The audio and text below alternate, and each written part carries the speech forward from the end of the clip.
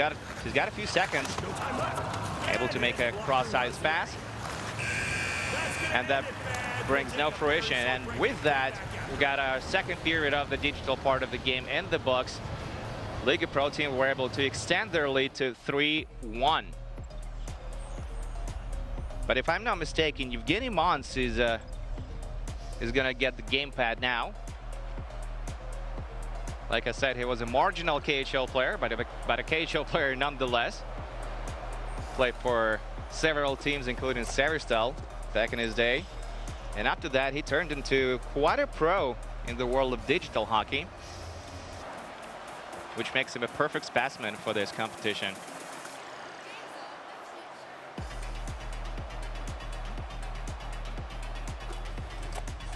There he is, wearing number 32, Evgeny Mons. A sip of water, and he's good to go. We're all about to get started with the third period of the digital part of the game. Heading straight into the green portal. Once we're in it, we're off. It's been a tight game. Let's see if it's going to change in the third period. Game on. Larkin has the puck, plays it to Eichel. He tried to deliver it to the slot, but there were a lot of players in the slot area, but none of them wearing dark jerseys. Nevertheless, Liga Pro team retain possession of the puck. They're playing good D, Liga Pro team, limiting their opposition's chances of taking any shots, especially from up close. That probably proved to be the difference so far in this game. Careless move by Jordan Binnington. I guess Akbar's team have no time to lose. They need to score 2-2 or to tie it. But they'll definitely have at least a slight advantage when we're going to head into the physical part of the competition. As long as they don't lose this one badly, they have a decent chance of overcoming difficulties and winning the game overall. Less than 2 minutes remaining to play in the third period of the digital part. Akbar's trying to gain the zone, and they do, taking another mid-range shot. We've seen a lot of them in this game, and none of them went in. Binnington opts to cover up the puck this time around with 1:26 to go in the third. Smart move, as there were a lot of Team USA players around him. Eichel with a cross-ice pass, couldn't connect, and now it's Akbar's trying to overcome this high forecheck and get into the net at the other end of the ice. They do, but there's no support from McKinnon out there, and he couldn't hold on to the puck. And now it's Dylan Larkin curling at the center ice, trying to make another cross-ice pass. That one didn't go through.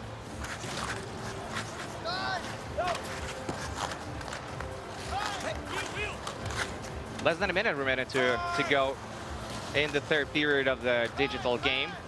A 3-on-2 rush developing for Akbar, and they score off it with 41 seconds to go in the third period. They're making it a one-goal hockey game. It's 3-2 Liga Pro team. It has been tied throughout the game, and it is still tied late in the third as Liga Pro team scored their fourth goal of the game just seconds after Akbar's made it 3-2. The Kazan team has to start all over again. They're down by 2. They have 30 seconds to change it. McKinnon has the puck. Was preparing probably what would have been a nasty wrist shot, but just couldn't let it go. McKinnon with possession, gaining the zone, skated to the net, and he meets a poke check. Jack Hughes on his last legs, making a great pass to Dylan Larkin, who improves the lead for Liga Pro team to 5-2 with 8.5 seconds to go in the third period. Looks like this one is done, especially with Akbar's getting the puck into their defensive zone in the last seconds of the digital game. The buzzer goes, And there we have it. Liga Pro team win the digital part of the competition 5-2. So Akbars will start the physical game down by 3 goals. It's not much, but it needs to be overcome for sure. Just a reminder, it's their first semi-final game of the afternoon. The Liga Pro team, one of the favorites of the tournament, one of the better digital hockey teams at the tournament, facing Akbars, representing Kazan, the capital of their 2024 Games of the Future. A team that has the most support from the fans. There's no doubt about that at the tournament. Will they have an advantage in the physical part of the game? Now that's the question that needs to be answered right now. And it looks like we're all about to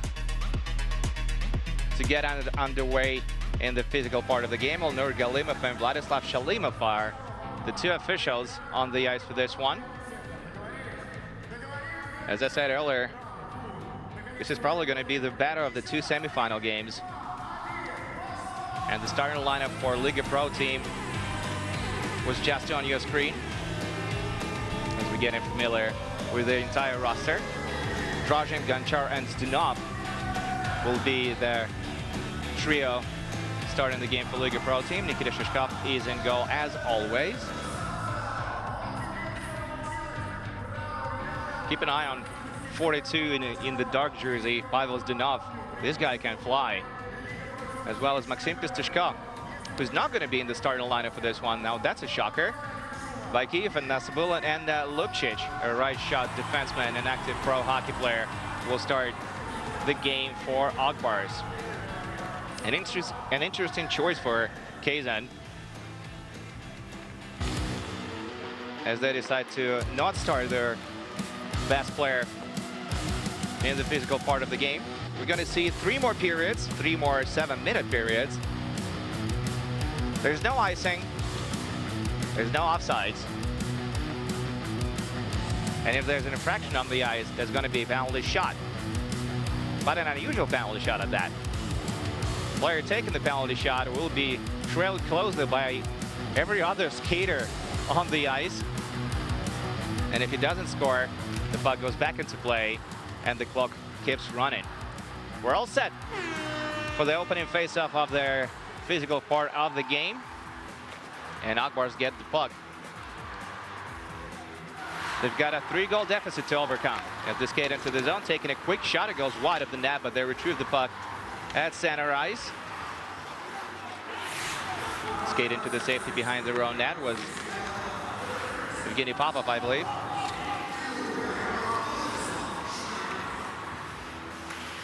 Rather, Daniel Nasabulin. 30 seconds into the period. Akbars with the puck in the offensive territory. Making a quick pass. Evgeny Kuznetsov style, and they score of it.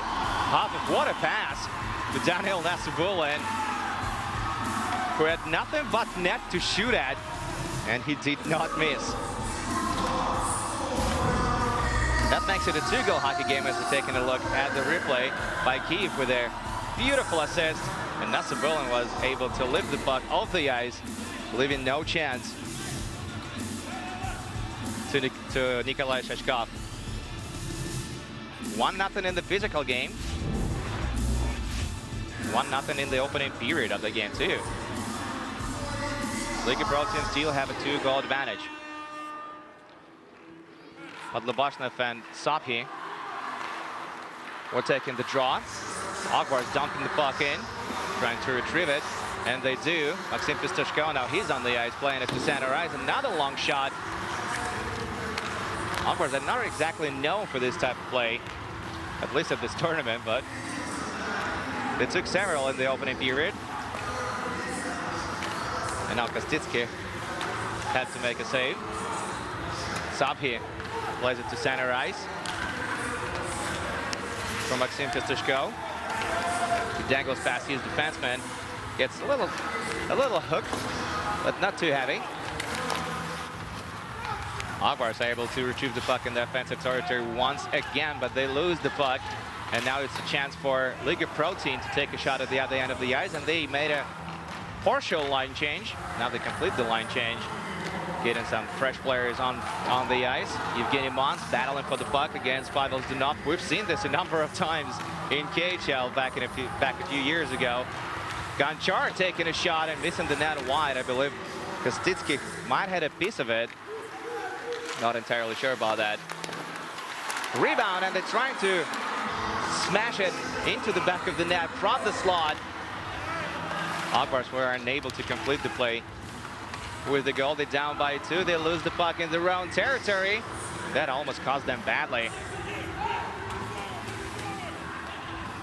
Both teams completed line changes. Akbars with the puck at center ice. Maxim Pistashko giving it up. He's the only man in white jersey in the offensive territory. Drozhin at center ice, looking for Gonchar, or maybe not. Falls down on his knees, but keeps possession of the puck for his team. Anton Kurvov, no one around him. Playing to the far post, digital hockey style. Just couldn't complete it. And now it goes the other way, and now the player pulls down onto his knees, and it's an odd-man rush developing the other end. Evgeny Gavrilov tried to make the pass to the slot, couldn't complete it, and now Sheshkov was called to action. Coming up big on this play. Let's take another look at it. Or rather, had the chance that Gonchar had, or rather Pavel Zdenov had a few moments back. 3:40 remaining to play in the first period of the physical part of the game. Akbars will commence this offensive rush from behind their own net. Again in the zone, taking a shot, and Sheshkov makes another huge save for his team. They need him big tonight, and he has been just that so far. Sofia was the one taking the shot. One of the active pro players on this Akbars team. Zdenov playing it to Matchev. Matchev along the boards, finds the cross-ice feed. They shoot and they score! Dmitry Drozhin stuffs the net, making it a 6-3 hockey game with 3:10 to go in the opening period of the physical part. They were close in the digital, and they're pretty close in the physical. Dmitry Matchev was able to find the seam and deliver the puck to Dmitry Drozhin, a Taliani native, who threw it past Makar Kostitsky. 1-1 in the opening period of the physical. Zdenov will take the draw for Liga Pro team, and he's going to win it. Just over 3 minutes remaining to play in the period. Drozhin has the puck. He just scored. Now he skates into the offensive zone again, taking a shot, and it whistles past of the net. But Drozhin is able to retrieve the puck. Goes away from Maxim Pistashko, playing it to Pavel Zdenov, and his shot gets blocked. Fiercely blocked. Now Sapie taking the matters into his own hands, unable to take a shot away.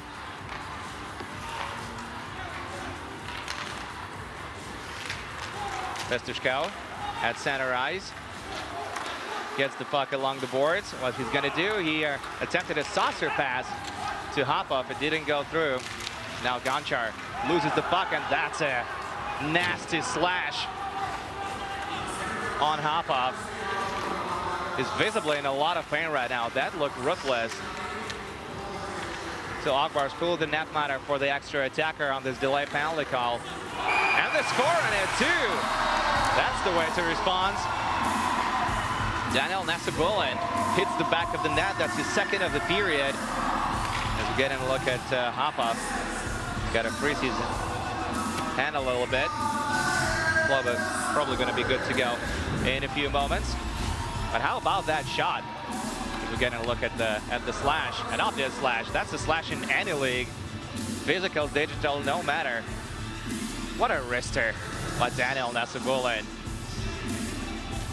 to beat the goalie stick side.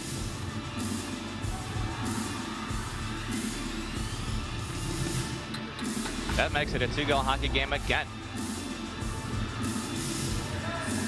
So no penalty shot because Akbar scored on the delay penalty call. That's fair. Padloboshna fan Nasibulin at the dot, and it's Nasibulin who comes out on top in this battle. Just under 2 minutes to go in the opening period of the physical game. Liga Pro team have the puck. They attempted a saucer pass. It didn't go through, and Kostitsky decided to play on. Nasibulin was unable to get a hold of the puck. Now he battles for it behind the goal line, unable to get it on his stick. Evgeny Mons curls away from his opponent, and he does it again. With just about a minute to go in the opening period. Mons plays it to Pestishko. Pestishko gains speed, takes a shot, and he makes Nikolai Sheshkov work for it, that's for sure.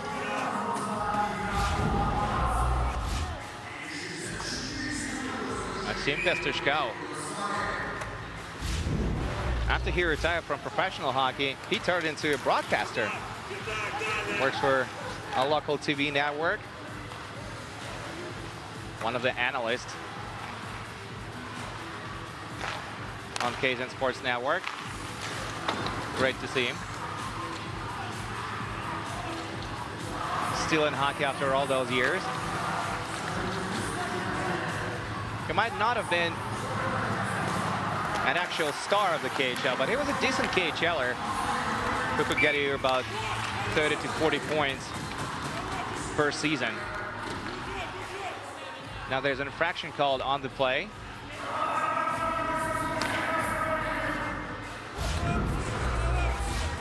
Let's see what happened on this play. It looks like it's going to go against Akbar's. That is indeed the case. So with 29.1 seconds remaining to play in the opening period, it's Gonchar who's going to be taking the penalty shot. He's unable to convert on it. Akbar's retrieved the puck. They dump it into the offensive territory. Looking to retrieve it. Saphi just couldn't get to the puck on time, so he has to skate back to the area behind his own net. Akbars will have a chance to take probably another shot on net before the time expires, but they decided to take it from their defensive territory, and that comes to nothing. So after 7 minutes of play in the physical part of the game, it's 6-4. The Liga Pro team still have the lead. They have not trailed in this game, either in digital or physical. Looks like it's their game to lose now. Taking a short break. It's a 2-minute break before we get back onto the ice for the second period. It has been a battle. Let's look at some highlights from the opening frame. That's Nasibulin's first goal of the physical part. That pulled Akbars back to within 2. And then it was Nikolai Sheshkov's time to shine. He made several huge saves for his team. Games of the future.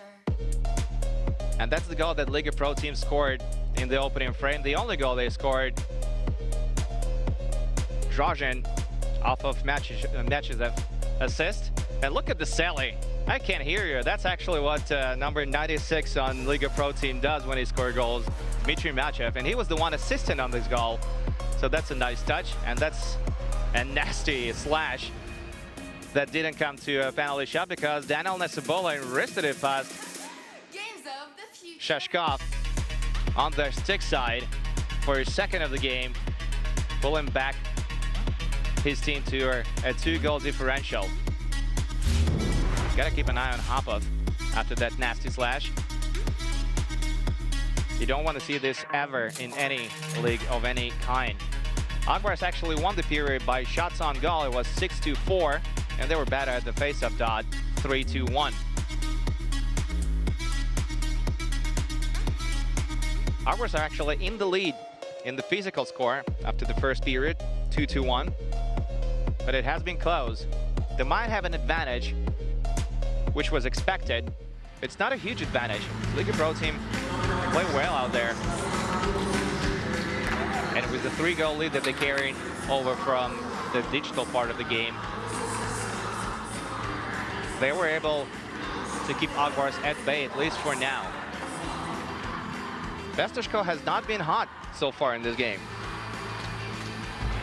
And his team needs him the most. If they're gonna win it, if they're gonna overcome the 2-goal deficit, he's gonna have to be a star. Otherwise, it's all over for Akbars, and they're poised to win this tournament and take home their $175,000. That's the prize money for the winner of the tournament. Second place team is gonna get 100 grand, and third place team will take home 75 grand. What a honeypot at this tournament. Nasibola in the offensive zone. Tried one too many moves, and Nachev was able to poke the puck loose. Like Kiev. Battling with Nachev. Behind the goal line. Nasibola has it at his skates, and they're able to play it to Maxim Krinitsin in the defensive zone. Krinitsin taking a shot from mid-range, and it goes out of play. Now it's fun to see how there's not much difference between Akbar's play in the digital hockey and physical hockey. They seem to want to take as many mid-range shots as they can possibly get. There's another one by Maxim Pistashko. That was a rather long attempt.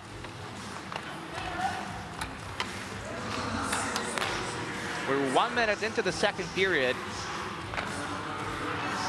No score so far, as Liga Pro team attempt to set camp in defensive territory. That almost could have ended badly for them.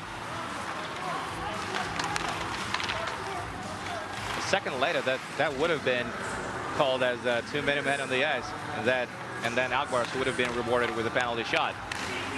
Nachev waits for his teammate to join the rush, get into the slot, and there will be no penalty on this play either, as Akbars just throw the puck away.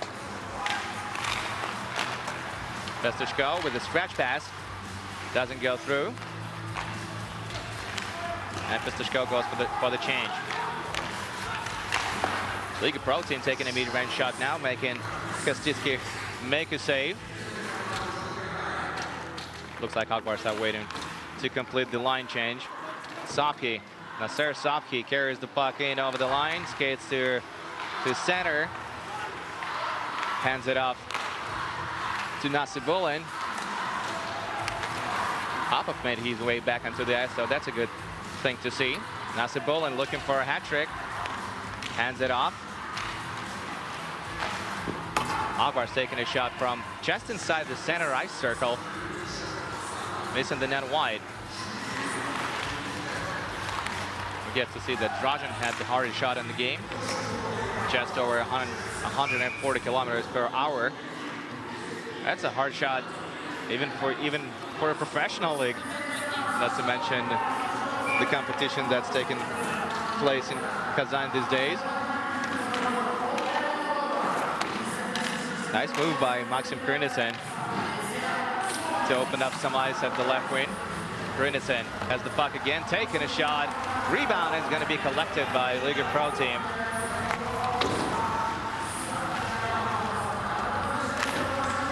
Rock was looking for his first of the game, just couldn't hit the net on the rush.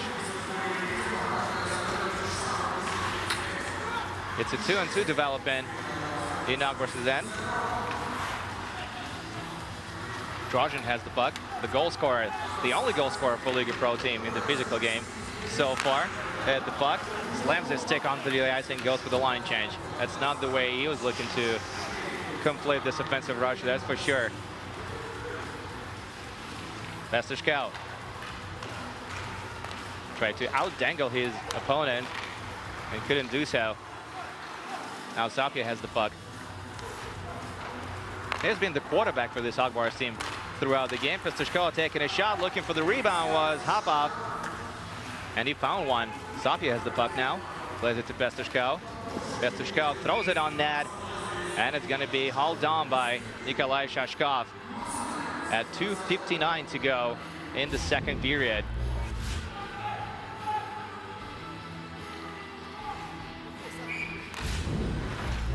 I don't believe that Pestishko intended that shot to go straight in. Probably was looking for a rebound as Hopov was providing the screen. There was no rebound to be found. Nasibulin shooting, scoring! Nasibulin with the hat trick, making it a one-goal game again. 6-5 with 2:44 to go in the second period. Agvars are clawing their way back into this one. And Nasibulin proves to be the hero. What a shot over the shoulder of Shashkov. No chance for Liga Pro team netminder. And it's a one-goal hockey game once again. That's the first goal of the second frame in the physical game.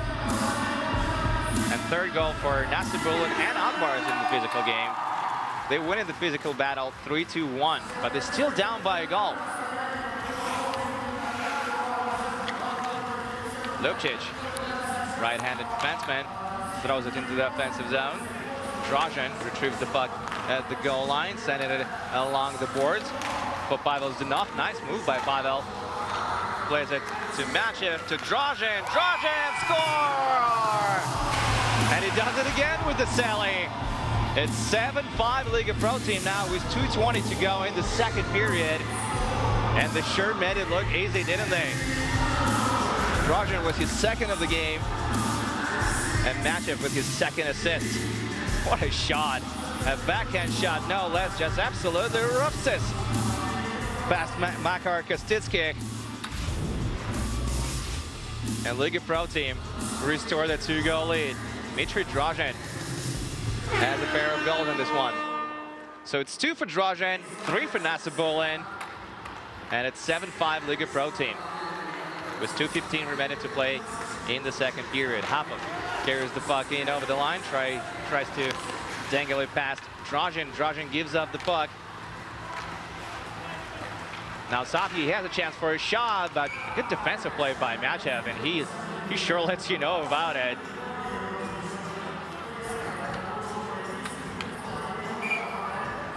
Emotions are flying high in this one, and Agvars cannot believe they cannot get over the hill.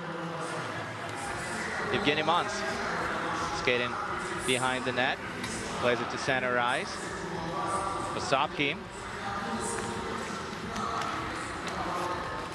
Sapki is the puck carrier on the Agvars team. Starts another offensive rush. Skates to center ice. Slams on his brakes. Gets back to the line. Plays it to the slot.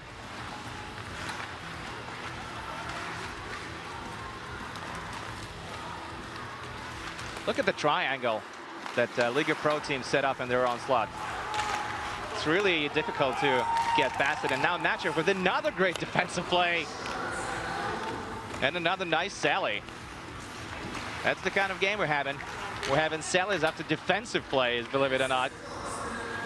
Something you don't see in professional hockey. At least not very often. Agvars with another dump in. Trying to deliver the puck to Nasibulin. Nasibulin takes the shot, but had very little chance of going in from that spot. Under a minute to go in the second period. Liga Pro team on the rush, completing a line change while at it. Anton Pervov skates to the area behind his net, just working the clock.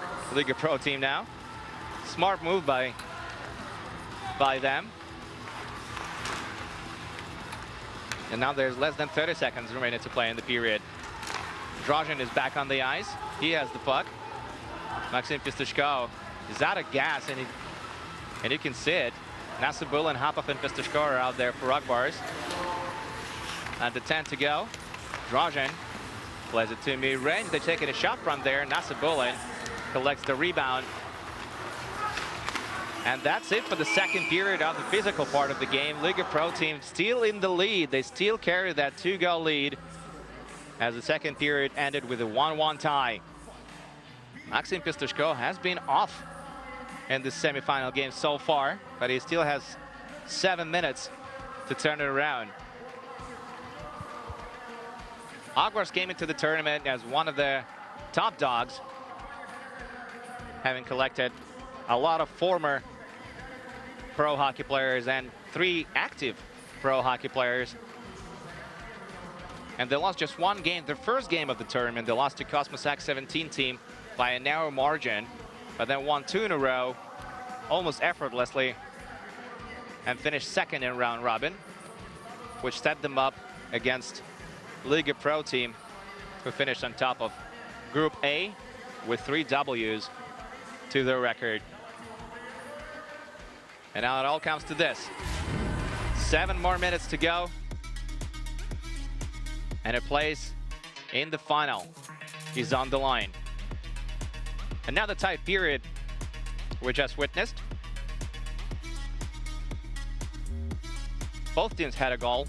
That's the first of them, Daniel Nasibulin, with a nice wrister past Nikolai Shishkov. Getting a look at it from every possible angle. Always great to see shots like that, but several seconds later, it was Drozhin who received the saucer pass, no less, from Dmitry Machev. And then he just roofed it past Makar Kostitsky. Akbar still in the lead when it comes to shots on goal, 10-6. And at the face of dot, look at that advantage they have in 6-1. They let Liga Pro team nothing to have when it comes to draws. But Kazan is still down by 2, and they only have 7 minutes to save the game. And they're playing against a very good defensive team. It's really difficult to overcome that triangle in the slot that Liga Pro team seem intent to set up on every Akbar's possession, forcing Akbars to take those long and mid-range shots. And since Nikolai Shishkov has been almost perfect in this game, giving up very few rebounds, Akbars have almost no second chance opportunities to stop the net. Looks like we're all good to go. Final period of the physical game. Akbars need to score at least 2 to tie it. Working the clock might be the strategy that Liga Pro team will opt for in this game. And they start the third period well. They win a faceoff. That's just the second faceoff win of the game. Drozhin looking for the hat trick, passing it to the slot, and they score! Just 11 seconds into the period. Pavel Zdanov makes it an 8-5 game. And Akbars are down by 3 again, just the way they started the physical game. Pavel Zdanov off a great feed to the slot by Dmitry Drozhin. Look at that pass. Look at that move. Look at that goal. What a start of the third period for Liga Pro team. As I was saying, they might opt for a defensive game. They won the face-off. They're just the second face-off win of the game. And they were able to score off the rush just 11 seconds into the frame. It couldn't have gone any better for Liga Pro team. Drozhin taking another backhand shot, or rather it was Gonchar, I'm sorry. And nephew of Sergei Gonchar. It looks like he was slashed on the play too, I believe. Or maybe not. In any case, it's Dražin who has the puck, hands it off to Pavel Zdenov.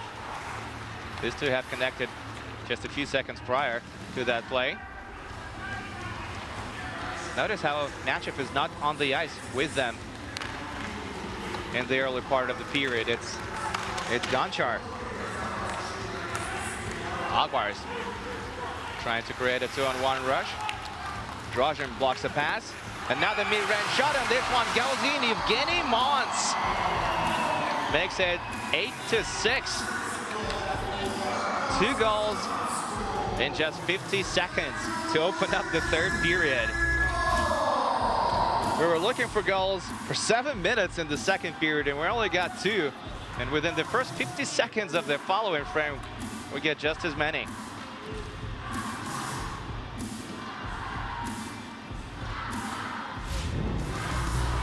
Looks like it's going to be a tight battle all the way to the buzzer.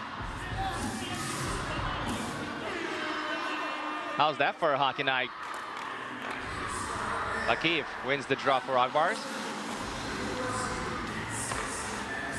Receives the puck in the offensive territory, plays it back to center ice. Another mid-range shot. This one is straight at Shashkov, who had no trouble making the save and giving up no rebound. Let's see, he opted to hold on for it. Agvars will get the next possession. Now Sabolin taking another mid-range shot. This one was straight at Liga Pro Team netminder as well. But Leboshnov. He did carry the puck into the offensive territory, but he was shoved off the puck. And now Matchev with Nasabolin. 2 of the best players of this game so far. Dražin back to Matchev. Matchev isn't looking for any offense, it would seem. Skates back to center ice and loses the handle. Now Bakiev has the puck as Liga Pro Team complete a line change. We're not even 2 minutes deep into the third period, and I believe that's the third and maybe the fourth line change that Liga Pro Team made. Certainly looking to keep their players fresh out there. Habov relaying the puck to Bakiev.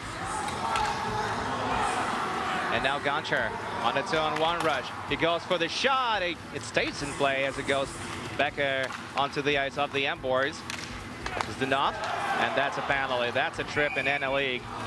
So it's 4:36 to go in the third. Agvars will get a penalty shot and a chance to pull back to within 1. Puck was bouncing all over, and Zdenov tried to kick it into the corner. And as he misplayed it, he had no other chance but to trip his opponent to prevent a breakaway chance.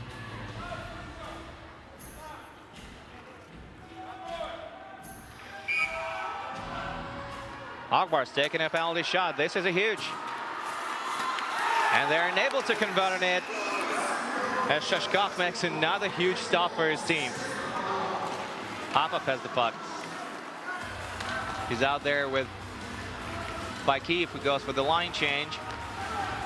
Mons relays it to Pestishko, and there it is. Maxim Pestishko finally hitting the back of the net and pulling his team back to within 1 with 4:20 on the clock. This game is still very much up for grabs. He's been quiet all afternoon, but he came up big right when his team needed him the most. As Bakiev is unable to convert on the penalty shot, and his frustration is quite visible on the bench. Evgeny Mons drops it for Maxim Pestishko, and he rips it short side past Shashkov to make it 8-7. 2 points for Pestishko in this game. There's still a lot of time on the clock. In the 3-on-3 format with this smaller ice rink surface, this game is very much up for grabs, and Agvars were looking to tie it up right away. Evgeny Mons had his chance, just couldn't convert on it. Pestishko skates back to the area behind his own goal, gaining speed. Matchev plays against him. Matchev has proven himself to be a great defensive player in this game. Dražin blocks the shot by Festushko. Festushko does not give up on the play, but he gives up the puck. Now Dražin carries to center ice, back to Matchev. Matchev to Pervov. To Dražin. Matchev joins the rush, gets the puck. Skates to the outside and plays it back to Dražin. Dražin has Pervov to his left. That's the player he opts to play the puck to. And Pervov did take a shot. Half a period is behind us, and now Dmitry Matchev with possession. No one around him, so he skates safely to center ice. Plays it to his right. Gonchar was taking the shot, and Kostitsky made a save on the short side. Agvars changing on the fly. Nasabolin plays to his teammate and completes the line change. Sofia has the puck. Drop pass. And a fit to the back door, but there's no one there. Or almost no one there. There was a Krinitsin who couldn't take the shot. Less than 3 minutes to go in the third period.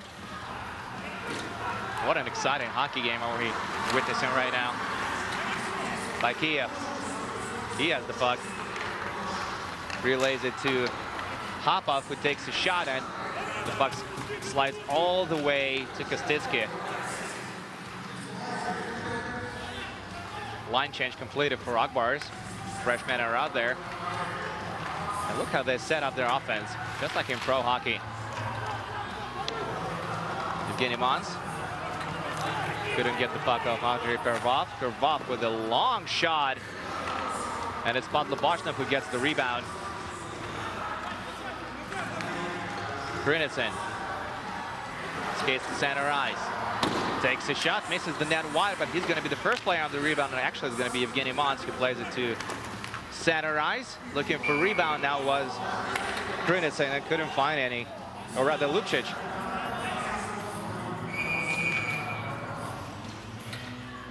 Less than 2 minutes to go in the third period, or the sixth period if you prefer, to combine the digital and the physical parts of the game.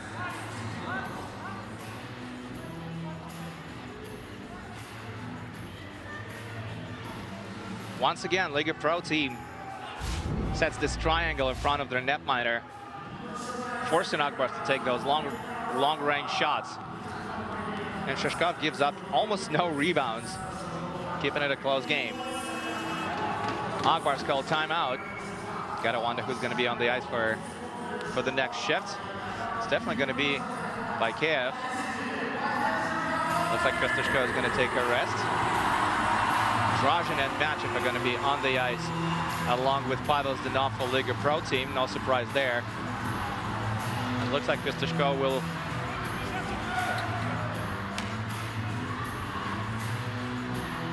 get the last shift, it would seem. Living the best for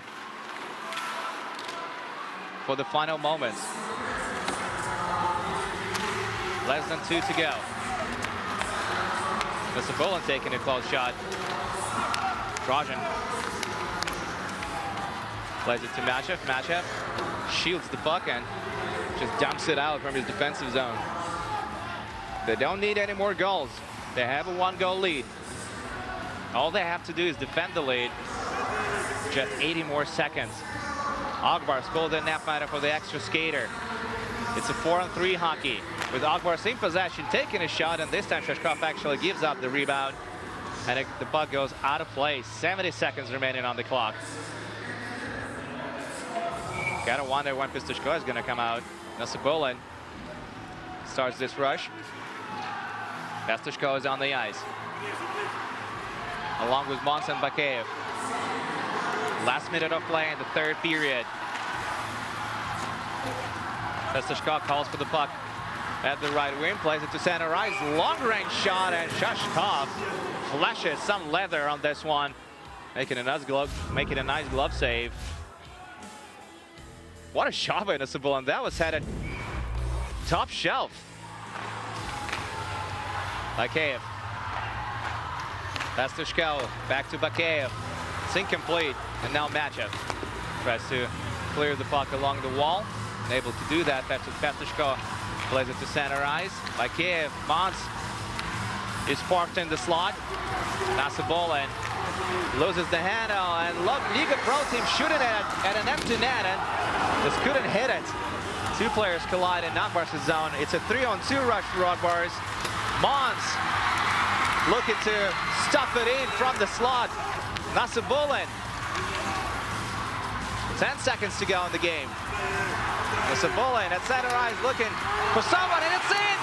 It's in! Evgeny Mons ties it up at 8 with 4 seconds to go in the third period. Can you believe it?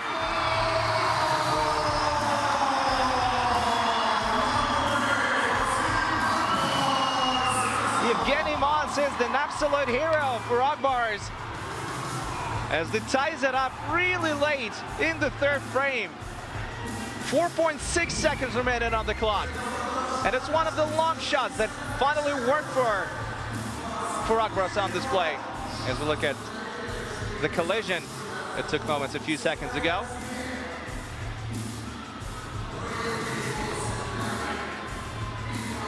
Bakiev was able to redirect the puck to the slot, and it goes in of Evgeny Mons.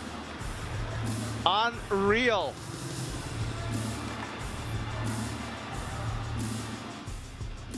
What a game. Evgeny Mons with his second of the afternoon. Tying it up at 8 apiece.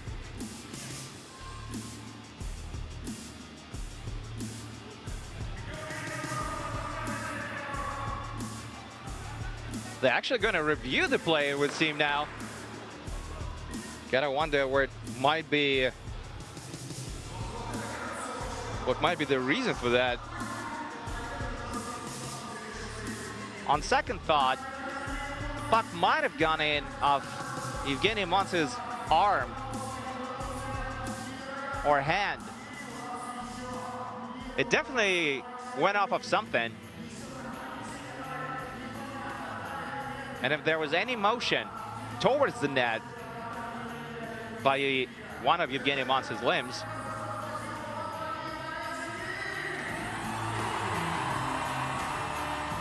they may disallow it.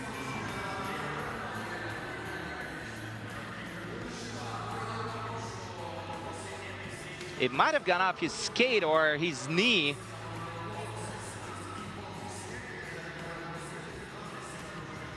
It does go off his knee.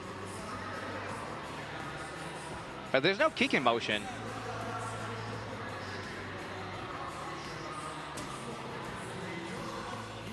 Did he turn it towards the goal? Yes, he did, but that's just a hockey play, isn't it? In any case, we're going to hear from the refs right now, and that's a good goal. That's a good goal. And there's no happier man in the rink right now than Evgeny Mons.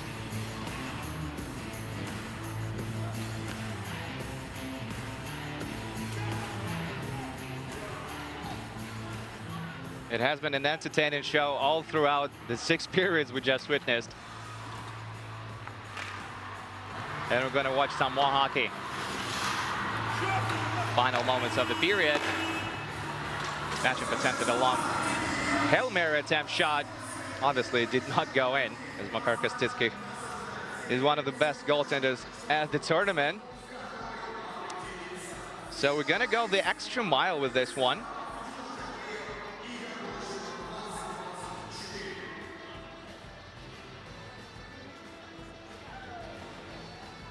Maxim Pistashko was discussing something with Dmitry Drozhin. Probably who's going to go first in the shootout, I believe.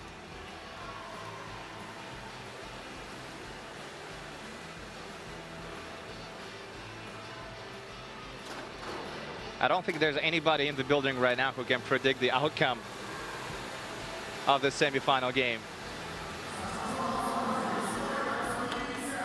Even though Akbars do boast quite a few former and active pro hockey players on their team, Nikolai Shishkov has had a great game.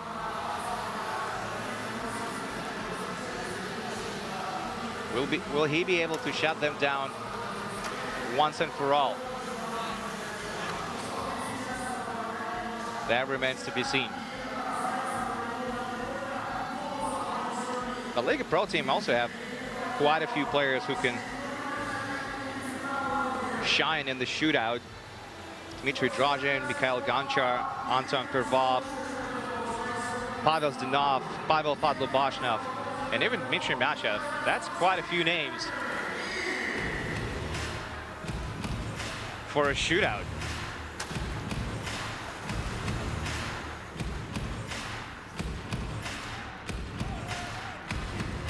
Looks like we're all good to go. Look at the emotions on Shishkov's face.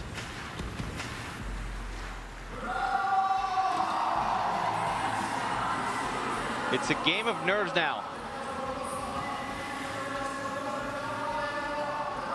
Wouldn't be interesting though if the teams would not only compete in the shootout in the physical, but also in the digital. Shishkov is getting in the zone. There's a lot on his shoulders right now. If he comes up big, he's gonna give his team a real chance to proceed to the finals. Nasser Sarpki will take the first shot for Akbars.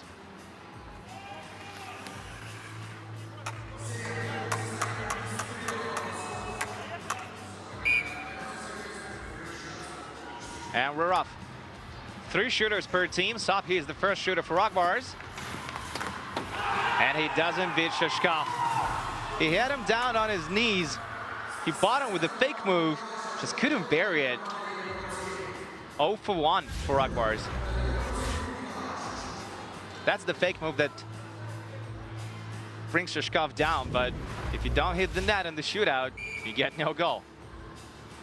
Pervov. He'll be the first shooter for our Liga Pro team. Taking his time, skates to the slot. Nice move, and he does not beat Makar Kostitsky. Pervov does not believe it. He thinks it went in. Let's take a closer look. Look for the left pad. It does go in. I'm not sure it crosses the line entirely, and it has to cross the line entirely for the goal to be counted. Did it go in and out? It's really hard to tell with all this lightning. But the call on the ice is no goal. That's the initial reaction and the initial decision by the ref. And they're gonna review the play as well. Wow. Can this game get more dramatic? I don't think so. We had to review the 8-8 goal. And now we have to review one of the shootout attempts. See, with all this lightning along the goal line, it's really hard to tell where the puck, which line the puck crosses and which one it doesn't. It's not exactly obvious, is it? Now keep in mind, if the puck is touching the goal line, even by just a few inches, it's still no goal.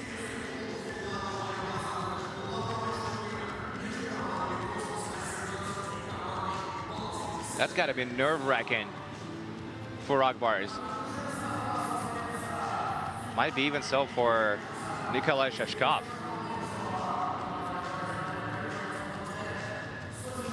Who has been quite a character early in the shootout. The officials sure taking their time reviewing the play. Looks like Maxim Pistashko is going to be the next shooter for Akbars. And basically, no matter the outcome on this review, he's the one who has to score for Akbars.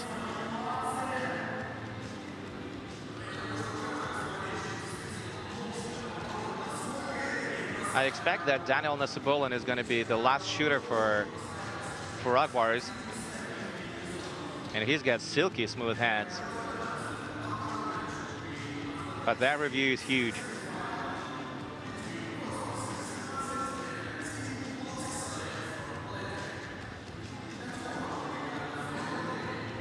Well, we're not going to see it from this angle.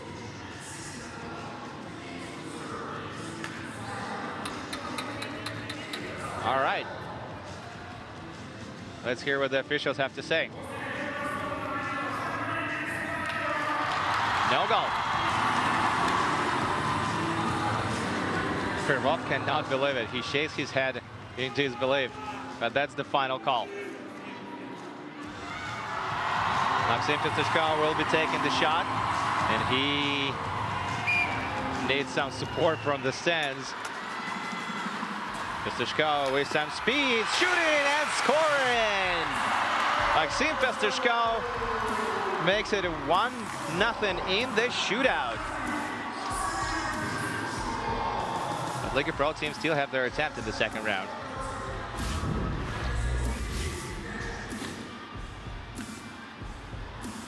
No less was expected from Maxim Pistachko. A very skilled player back in his day, and looks like he stayed in shape even though he retired a few years ago. Myachev shoots and scores! 1-1 through 2 rounds of the shootout. Is the third round going to be the last? It might be. Myachev beat Kostitsky on the glove side. And now Akbars don't score on their last attempt. Daniel Nesabulin was unable to leave the puck over the pad of Shashkov. Or rather, he hit him in the blocker, somewhere in the shoulder possibly. Either way, it did not go in. The stick is on Drozhin. The game is on Drozhin's stick, and it scores! Akbars are out, and Liga Pro team proceed to the finals. What an incredible turn of events. The host team will play for bronze tomorrow. Liga Pro team winning it in the shootout. And Akbars players cannot believe what they just saw. Nikolai Shashkov shutting down Daniel Nesabulin, who scored 3 times on him in the physical game. Just couldn't get that final goal. Shashkov is one of the heroes for his team, but so is Dmitry Drozhin, who scored twice in 3 periods. And then he had the shootout winner. Let's take another look at it. Dmitry Drozhin has the game on his stick, and he delivers.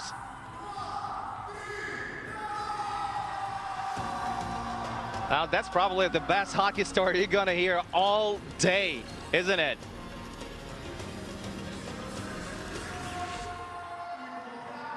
Heavy favorites are out of the competition. Well, not out of the competition entirely, because they will still play another game tomorrow, but that's only going to be for 75 grand.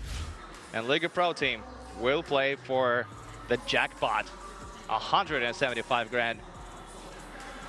That's it for this first semi-final game, which certainly has lived up to the hype.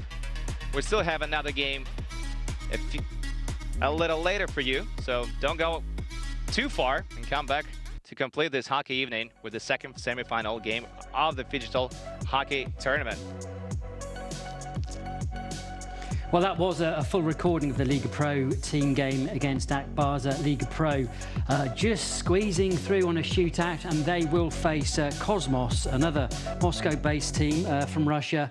They will play in the final tomorrow. Alexei, that was a shock. Akbars going out at home. Listen, I gotta say, what a day we're having. First of all, we had the incredible basketball game, which went into the dying seconds and was basically just, you know, resolved by a shootout at the end. Now we have this absolutely crazy game in ice hockey in the semi-final. And I have to say, it's a big shocker for the locals, because Akbars is not only a major name in Russian ice hockey, it's also the local name in Kazan. So I imagine everyone is pretty shocked. But I have to say, Liga Pro did very well to claim that game. Lots of contentious moments. You would see that the referee had to go and look at the video replay a couple of times. That took a long time. I mean, maybe we'll get some goal line technology for the next Phygital games, I don't know. But look, we've got to change sports and go to the basketball now, because we've got a live match coming up. It's in Group D. That will see Liga Pro again take part, but this time in the basketball, different players, of course, and against Wildcats from Guatemala. Now, before we go to that, let's just give you a little explainer again about the digital and the physical. Welcome to the games of the future. A game of Phygital basketball has two parts. The teams play a basketball video game on a game console before competing on a physical court. Digital stage. The teams play 2-on-2. The digital game ends when one of the teams scores 19 points. The second stage begins after a 5-minute break. Physical stage. Physical basketball is played 2-on-2 with one basket. The physical game lasts 7 minutes. The game ends when one of the teams scores 39 points or time runs out. The winner is the team that has the highest score in both digital and physical games combined. In case of a tie, each team is awarded a series of 3 free throws. The group stage of the tournament has GSL-style groups, followed by single elimination playoffs. The teams that win all their group stage games go straight to the quarterfinals, while those who lose one game have to compete in another round. Let's go. Good luck. Have fun. And we're just waiting for that game to start then, Liga Pro against Wildcats. They should be starting any moment now, but I can also give you an update too on previous scores of today in the basketball. In Group C, Exponenta from Belarus, they beat the Caribbean squad from Argentina and Venezuela. MDMX from China, a game we watched, a really good one too. Yeah. They just got past Rambut Esports from Spain. That was on a shootout, and then we're just waiting for 2 more games this evening. The first will be Liga Pro against Wildcats, and that will be followed by Parish Phygital, and they will play Antananarivo from Madagascar. So a lot to look forward to. There's been a lot of drama, hasn't there? I like the pairings, you know, Madagascar, Guatemala against the Russian team. That brings, you know, the whole sporting world together, which is great. I mean, you would never see it anywhere else unless it's a World Cup or something like that. But then again, I would reckon a basketball team from Guatemala would hardly make a World Cup in basketball. What's so good about the Phygital game is because if you look at the traditional game, there are certain powerhouses in the sport that will always win. Definitely. Whereas here, there's no guarantee, is there? I mean, you guys are coming in and they're understanding it's a new sport, Phygital sport, and they're understanding the importance of the digital side and being good on the console. And then this 2v2 as well, it's not as clear-cut, is it? I mean, there are a lot of close games and a lot of incidents that could have gone either way that make a big difference in the final outcome of each match. You know, if you look at it from a little more philosophical point of view, you got different schools of basketball, for instance, in this case. So earlier today, we saw Spanish against the Chinese, right? If you think about it, the Spanish, they had Pau Gasol, the big NBA star. The Chinese had Yao Ming, maybe even a bigger, in terms of the height at least, NBA star. So they have really cool traditions in basketball, but then these two schools clash together and no one can predict what's going to happen. So this game was absolutely amazing. It was very, very close. It couldn't really decide a winner unless it's a shootout. People are still trying to master the Phygital, which is great to watch. OK, we've got our next game coming up live. It is Liga Pro against Wildcats.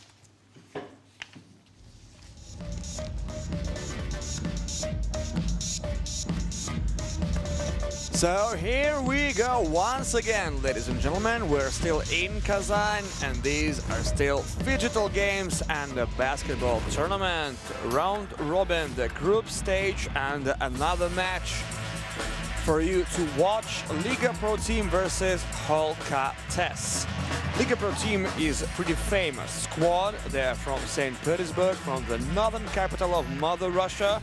And this is quite a team, a very, very high level and skilled team, because they have their experience not only on the court but in the digital also, and more than that, some of the members of the team of the squad are real champions in the digital basketball, so I think that can bring them an advantage in this particular match. Holcates team representing Guatemala, well, actually not a very traditional country for basketball, because speaking about the Russian team and especially St. Petersburg, well, we can definitely say that there are big traditions in St. Petersburg, because we have Zenit, and they are playing quite good nowadays. And as for Guatemala, by the way, they have one international player from the United States, whose name is Marcos Rendell. So here we see that the teams who are coming out on the pitch, on the court, and we start with the digital competition. Well, and they are leaving to prepare for the digital match. And once again, I will remind you the rules. So the digital match lasts until one team will gain 19 points, and afterwards the team proceed to the physical game, and the score remains. And afterwards, and at the court, the teams start to play 2-on-2 until the count will go to 39 points, or if the 7-minute period will expire. 2-on-2 with one substitution, as easy as that. So while the team, sorry, you see the schedule. The schedule for tomorrow, tomorrow's basketball matches, and tomorrow at the 23rd of February we will have the group match, the second round. So we will see the teams who have played already. So, and this is the calendar of the next matches.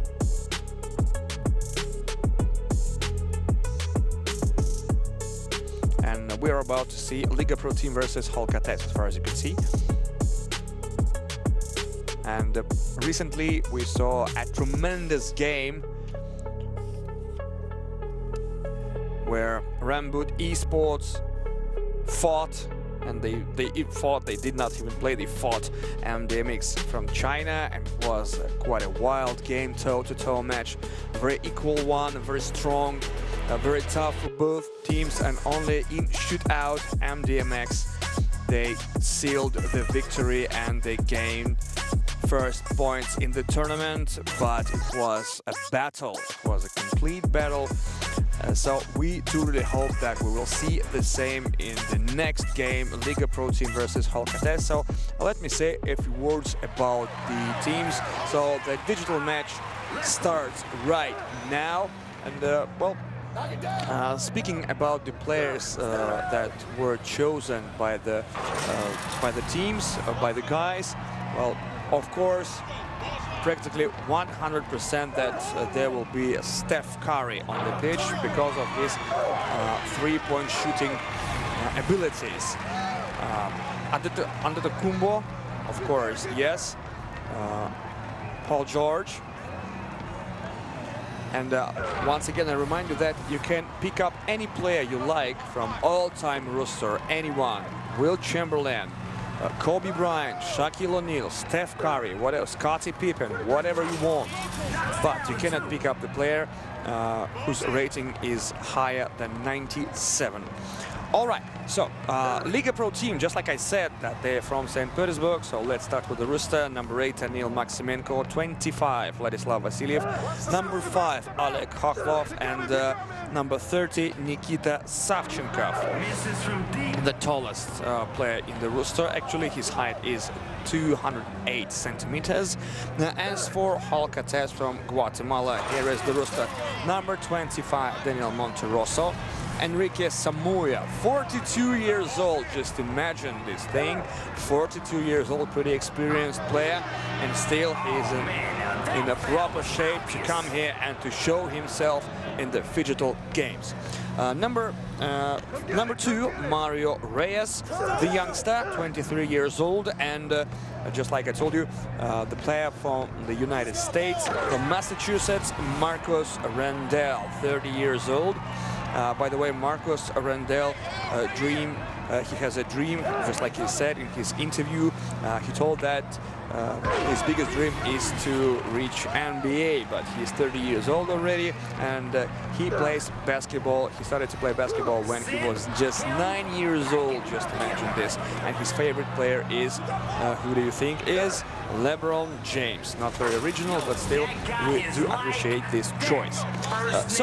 Speaking about the St. Petersburg roster, Liga Pro team, Daniel Maximenko, 32 years old, 195 centimeters tall, 89 kilograms weight. By the way, he's the captain of the Liga Pro team of today's roster. By the way, he's from Norilsk. This town is situated in the far north of our big country, but he moved to St. Petersburg and started to play there in the northern capital of Russia. And he says that his key point, his key advantage in the game is his defense. He likes to steal balls, he likes to make block shots, and so on. And by the way, he's a bronze medalist of the Russian Championship in interactive basketball. So just like I told you, that Liga Pro team is good at both aspects of phygital. They are really good at digital gaming, and so look at the score. You just look at the score, 11-4, a huge advantage for Liga Pro team, and I think that the gap will increase. But see how Alcaraz shortens the gap a little bit. So sticking to the roster of the Liga Pro team, Vladislav Vasiliev, 23 years old, and he's the reigning Russian champion, and he's the Russian Cup winner of interactive basketball, of digital basketball, and he's responsible for the social media of the team. And number 5, Oleg Khokhlov, 24 years old. He is good at shooting from a longer range, from a longer distance, and he also likes to play basketball, the digital basketball on the different consoles, and at Xbox or Sony PlayStation, I don't know. He's the shooting guard of the team. And the 4th member of the squad, Nikita Savchenkov, 24 years old. He's the center or a power forward. And as far as I can see, in the opposite team, there is no player who can compare with Nikita Savchenkov in the height, in the reach. So I think that it will be quite an advantage for Liga Pro team in the physical game. But look at the score. Liga Pro team are trashing their opponents in this particular game, and so far Alcaraz cannot do anything about that. So they just need to gain as many points as they can, because the digital game lasts until 19, and 2 more points to go in this game, and afterwards we will transfer to the physical game on the court, which looks spectacular. Maybe you remember that the digital court in the real life, it looks like tremendous, and sometimes even the pulse is written on the floor. So Nikita Savchenkov, the power forward or the center. And by the way, he is the reigning Russian champion in digital basketball. So that was the game points, and Liga Pro team actually trashed their opponents in the digital game. So let's see what is about to happen in the physical one.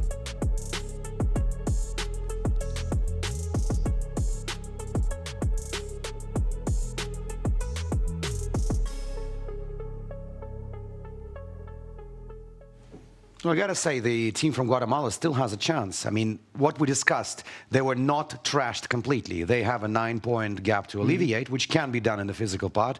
But then again, they could have done better, and they know it. It's not a lost game. In the physical part, of course, they will have to bridge that gap. It will be not easy, but it's still possible. No, and presumably they will have to take more risks, though, will they not, to try and bring this back, which comes back to a conversation we've been having since this started, is that if you're not good on the console, then you really have a big job on your hands when you head out onto the court. But trust me, I've seen situations where the gap was even bigger and the teams did manage to, well, maybe not close it completely, but at least get somewhere close. A 9-point gap, considering you can go all in with the 3 throws, and every free throw gets you a point, and then from the arc it gets you 2 points. I mean, it's not a huge gap to overcome, but that won't be easy. And that's why they have a break right now to sort of work out the tactics. Yeah, that's the whole thing. The coach of every team would know how to play the physical part once the digital is over, depending on the result. Absolutely. Liga Pro though, not a bad team at all. I mean, full of Russian talent. Yeah, they are in the finals of the ice hockey. Yeah. They are doing very well in basketball, for the moment at least. So yeah, great team. Yeah. Okay, all right.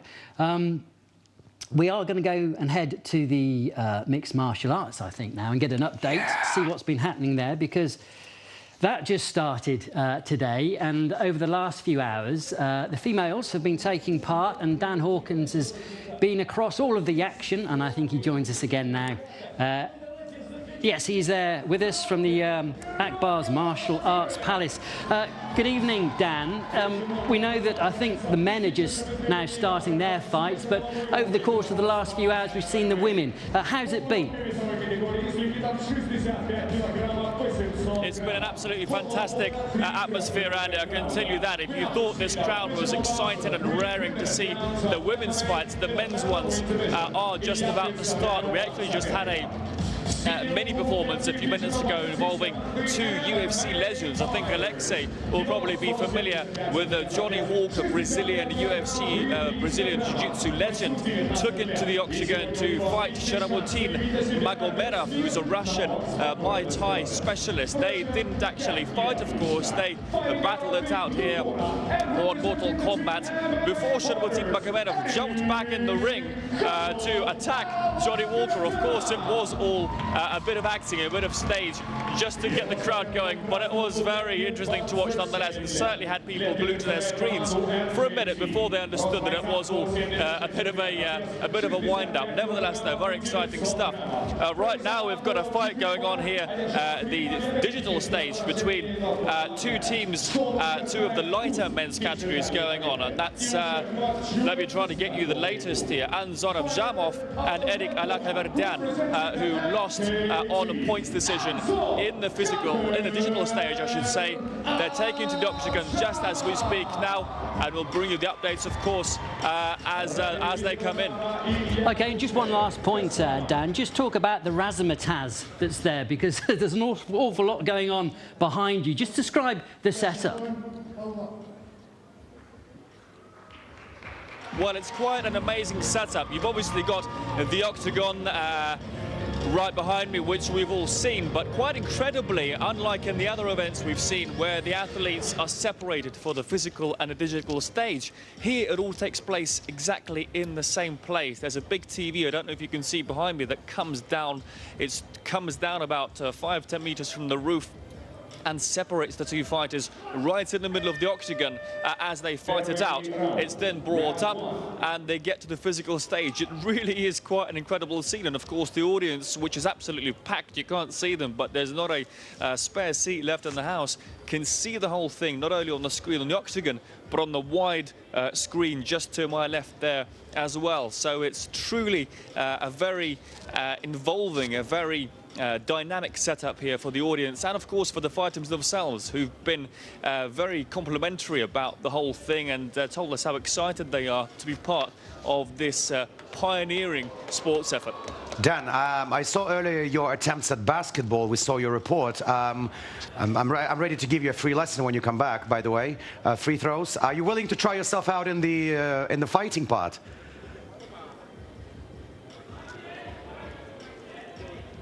Alexa, I didn't quite catch your question. Just go again with that one. Okay, you didn't get my question. We saw you take free throws in basketball and try yourself out. I'm willing to give you a free lesson once you come back.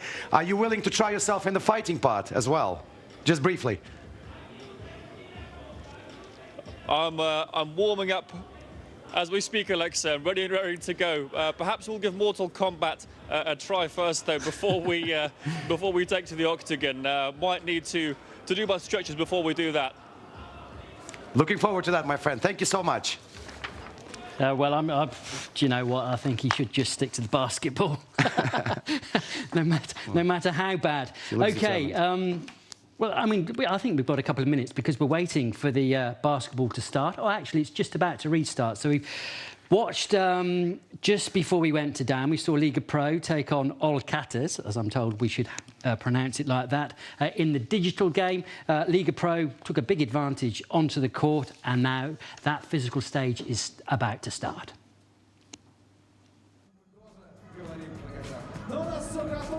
All right, folks, we're back on the court and we're about to see the resume of the game between Liga Pro team and Olkates.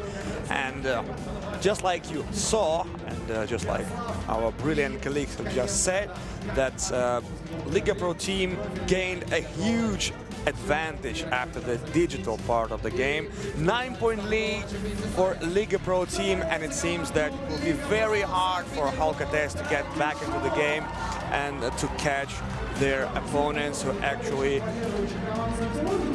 have a tremendous speed. So we are about to see. Of course, I'm more than sure that Olkates are not going to give up. They're not going just to stay on the court and doing nothing. Of course, they will fight for the victory. And so let's see how they are about to do it. And Marcus Rendell from the United States is about to play, and Enrique Samoa, 42 years old, and player number 3, number 20, the third player, number 25, David Monterosso. I did not say a word about him, so I will. 30 years old, 196 centimeters tall, 100 kilos his weight. Well, some kind of a power forward on the court will be. By the way, he started playing basketball when he was 17 years old, and by the way, he wants to create a fund, a special fund that will help the sportsmen who actually retired from a big sport, who finished their careers, and he wants to help them to live. Yeah, because many professional sportsmen, they don't have enough knowledge, unfortunately, how to save their money that they collected when they were sportsmen, when they were getting salaries and when they retire. So unfortunately, many of them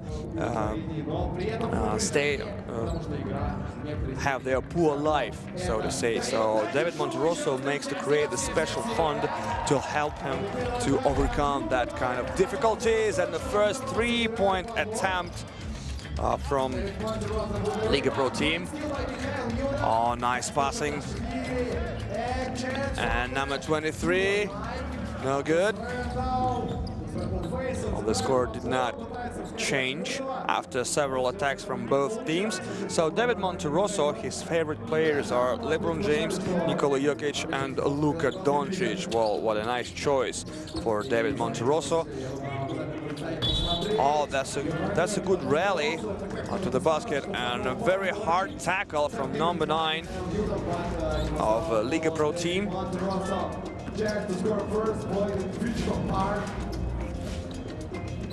And the first free shot, and he makes it. David Monterosso scores it. And from downtown, spectacular shot by number 23. Wow, that was a big response from Marcus Rendell, but fouled. And a substitution. Here comes Enrique Samoa. Oh, that was a good one. And the second foul for Liga Pro team. No. 2 attempts, because Marcus Rendell actually made a shot from the arc when he was fouled. And the second one was clear. Oh, look at this. Look at this struggle in the paint, and we see a size advantage of Liga Pro team. Baller. Oh, look at this. I think that he tried to hug him. Oh, that was a good move from Samoa. And with the left-hander, Marcus Rendell over the glass.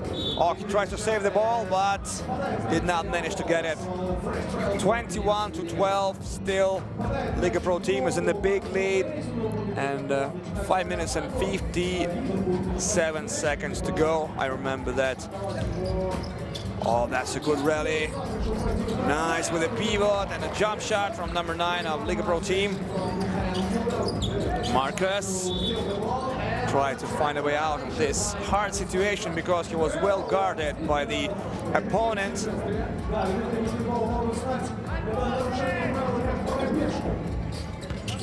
And here we go again. The possession. Oh, good. He wanted to give the pass between the legs of Enrique Samuel. Bounce ball. But Enrique Samuel did not let it happen. Oh, nice feint. And nope. Good rebound. Far rebound for the Russian team from St. Petersburg. And one step back and another three-point attempt. I think the score is frozen a little bit. 4 seconds to attack. And he makes it. He made a shot actually over the glass, the finger shot, but it was too hard to make it happen. And another three from the arc. Nobody was at the rebound except Enrique Samoy, who grabs the ball. Well, I think that team from Guatemala, Holcates, needs to attack a little bit faster because they need to collect points. They need to score more and more, one shot after another. So I think, well, I'm not just giving the advice to them, but I think that it would be much more better. It's hard because you see the defense. See that tight defense from Liga Pro team. So was that N1? Let's see it again. Big size difference. Oh, that was a nice physical move, athletic move from Marcus Rendell. Oh, that was a foul, definitely, from David Monterosso. He clipped the hand of the opponent. Oh, why didn't Marcus Rendell actually guard this position? He was just looking, after the shot, he was just looking at the rim, doing nothing. And it was actually a big log for his team not to concede 2 points. Oh, that was quite a pass into the paint. And a free shot from number 9 of Liga Pro team. Oh, that was a hard ball. 23-14. So far, nothing is changing here. Excellent screen. Good moving into the arc and easy point. A free shot for David Monterosso. No defense. Well, and look at this. Marcus Rendell actually made it in time, but still he could not bother his opponent to shoot and to score. Rendell again. From the corner, yes! It's in. From downtown. Well, it seems that we're having a 3-point shooting contest like in All-Star NBA, because every player tries to reach the goal shooting from the arc. Well, why not? If they feel themselves comfortable and confident in this aspect. Yes! Another 2-pointer. Monterosso tries to play himself as a true center, as a power forward, and actually he succeeded. He did it.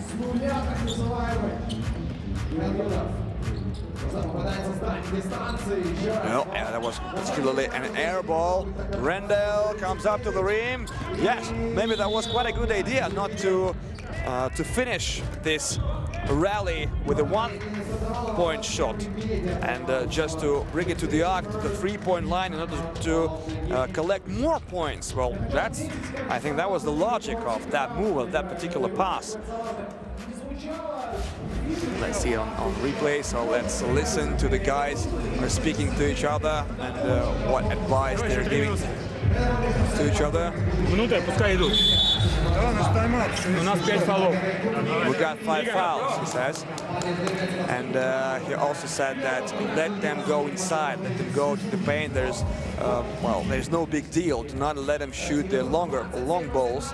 That's the case, and this is the tactics that will bring us the victory. Well, that's true to life, I think.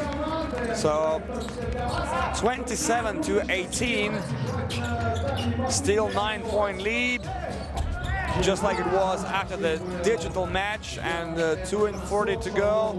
So far, not even a slight chance for Alcates just to shorten the gap a little bit, just to come a little bit closer to the opponents, and another big 2-pointer, and respond, and the air ball, bad luck for a Liga Pro team.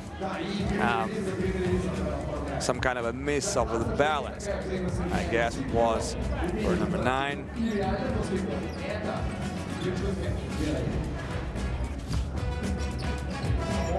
4 seconds to attack, 2. Well, that's good. And here comes number 9. All over the glass, excellent with the right hand, without guarding particularly. Well, I think that Randall needs to guard the rim more harder, so to say. I'm not saying that he's not trying, but sometimes, well, they've got only 3 fouls, so they can do it. They can, I think that they can defend the rim harder than they do. Well, that's my opinion. And you see the size difference, you see the difference of the weight, of the height. So it's really hard for Marcus Randall to guard such a bigger opponent without fouling him. Well, that's a good throw for a League Pro team.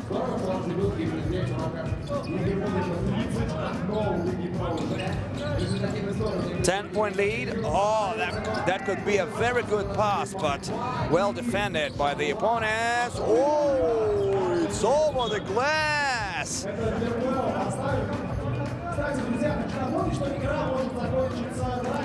And I would like to remind you that the game can be finished if one of the teams will collect 39 points. Excellent, superb defense. Oh, look at this.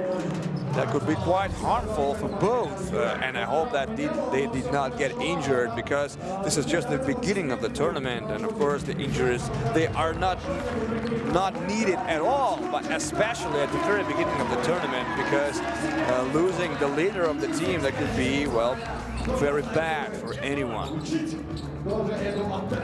5 seconds to attack. Oh, that was good. That was quite a move, a nice move, and a foul from number 9. So that is because that's why David Monterosso is on the foul line, and he can shorten the gap a little bit, and this is the timeout. And I would like to say a few more words about the rooster and about Alcates. We see a disappointment on Marcus Randall's face. They did not manage to shorten the gap. They did not manage to collect as many points as they wanted, but Liga Pro team is a really high-level squad, just like I told you, and they are used to that type of the game, to the phygital game, because they are professionals as in basketball, just like in digital games. So you saw it in the both aspects. So, and they are real contenders for the playoff. It is, of course, and they are real contenders, I think, for the semi-final of this tournament. So remember what I say. So speaking about Alcates, just like I said, Marcus Randall, he's dreaming of playing NBA, but by the way, he's substituted now. Oh, nice 2-pointer. Number 23 sinks another 2-point. Comes up to the ring, and feints, and 2 good points from David Monterosso. Alcates keeps fighting. they keep playing despite of everything just happened to the team, despite of all bad luck, despite of all problems and troubles they have on the court, despite of the level of the opponents, they continue fighting, and that is what I like most watching them. Oh, that was... Oh, I thought it was just like a brick. And a leg ball. So the time will clock from the very beginning, 12 seconds. 53 seconds to go and another timeout. And I guess that it was Guatemala's Halkates timeout. I don't know what they're going to speak about. What are they going to do? But this time they can just maybe have a little practice for further games, to try something they did not try in the previous game, because the destiny of this match, well, is clear. Liga Pro team is about to win the match. But as for Halkates, I think that they should not be disappointed or upset. Well, it's always sad, well, when you lose the match. But when you lose the match like this, without any questions, so without any variants. Oh, that was a good pass and a nice move from number 9. And we see that Liga Pro team produces faster passes. They produce faster drives, faster decisions at any aspect of the game. They are just quicker than their opponents. Maybe this is just in this particular game, actually. So, and the Liga Pro team, I think that they slowed down a little bit just to save some energy for, well, that's absolutely because they just put off their foot from the gas pedal, because 1 second to go, and well, still 9-point lead, just like it was after the digital game. And there was no drama in this match. Well, one team was stronger than the other one. This, for example, in comparison with the previous match where there was a battle. I'm speaking about the game Renwood Esports and MDMX, where everything was decided in the shootout series.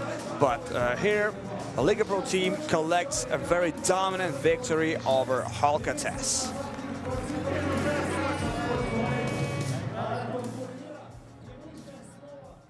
Digital basketball there from the games of the future. A good start for Liga Pro in the group stages. I'm not trouncing, surprised. weren't they? Halkates from Guatemala there. Not surprised when you have the living legend of street basketball in Russia, Shalva Shatashvili, and the number 23. 23 is a great number for basketball, by the way. It's the number of Michael Jordan. Absolutely. So basically that's what they did. They dominated both on the digital pitch, on physical pitch as well. And I think the gap even stayed the same, 9 points. Yeah, there was no contest neither. Right. They are literally stronger. As our esteemed colleague commentator said, when you lose like that, I mean, you won't be too disappointed because they were just outclassed. They were. But it's not over yet for anybody in the basketball, because that is the opening game there in their group, Group D, and they've got 2 more games to play. OK, well, there's been plenty more action in the hockey. That really is reaching an interesting climax, because earlier today, the Liga Pro team again, their hockey team, reached the final, which will take place tomorrow. They beat the home favourites Akbars. The question is, who will they face in that final? Well, here's action from the other semi-final, Cosmos against Baltic Select. Thank you.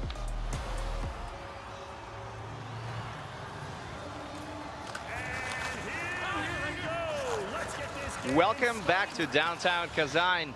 We're here at Tatneft Arena. Well, we're in a virtual rink right now because it's the semi-final game between Cosmos X17 and Baltic Select. Baltic Select wearing white Team Canada jerseys in this digital part of the game, and Cosmos X17 wrapping Canada's red jerseys. First semi-final game is already in the books, and it was quite a shocker as hometown favorites Akbars got eliminated by Liga Pro team. And if the second semi-final game is going to be half as entertaining as the first semi-final game, we are in for a real treat. Cosmos X17 are on the offensive rush right now, 47 seconds into the game, and Baltic Select decide to hold on to the puck, giving the possession back to Cosmos X17. Cosmos X17 have been one of the better teams, if not the best team, when it comes to digital side of the competition at this tournament, and they have already won a similar tournament, because by no means it's not the first digital hockey competition ever held, just not on the stage as big as this one. And Cosmos X17 completes the cross-ice pass to the back door, and with 1:45 to go in the opening period, they grab a 1-0 lead.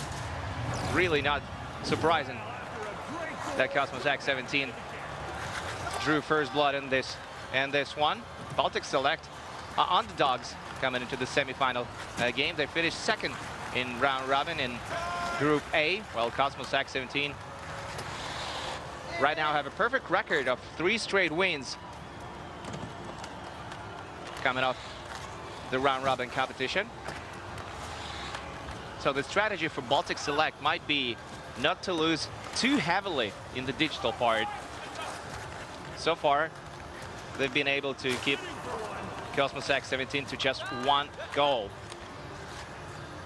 But that's only the first period of 3 periods that we're gonna see tonight. Last minute of play in the opening frame. Stretch pass attempt, it was intercepted, and now Cosmos X17 with McDavid on the rush with panorama move. McDavid still has the puck, plays it to the point to Makar, back to McDavid. McDavid finds some open ice and takes a shot, but it was blocked.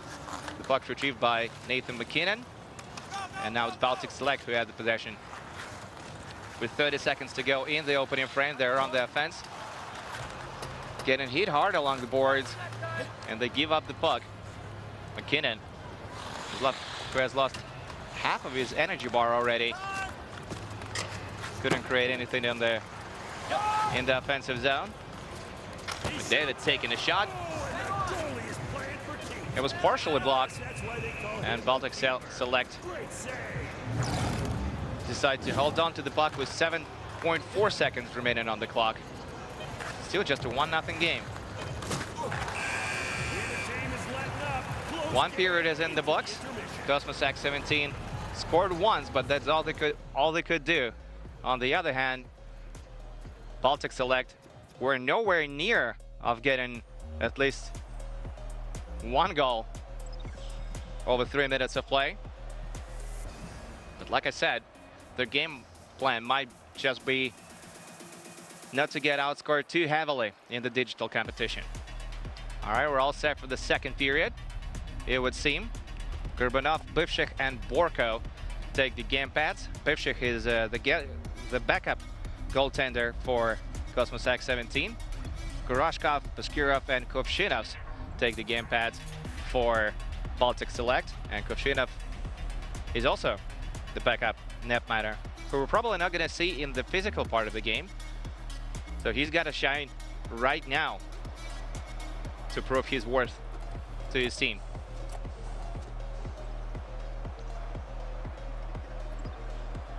All right, we're heading into the green portal now, which means that we're all set.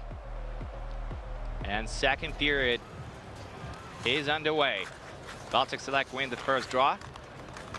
Attempted to create something on the left wing. McDavid with a nifty move as he skated, as he tried to cut into the slot. Just unable to do that. Now keep in mind that just like in real hockey, the longer the game progresses, the more snow there's going to be on the ice. So in the early seconds of the game, the ice is clean and the puck is sliding freely. So you can opt for more creative plays, more passive plays rather. In the early minutes of the period, it's going to get a little tougher to make tape-to-tape passes as the period progresses. Cosmos X17 with a lot of time and room in the offensive end. Makar curls back, skates to his own goal. Cutting a pass, outsmarting 2 opponents.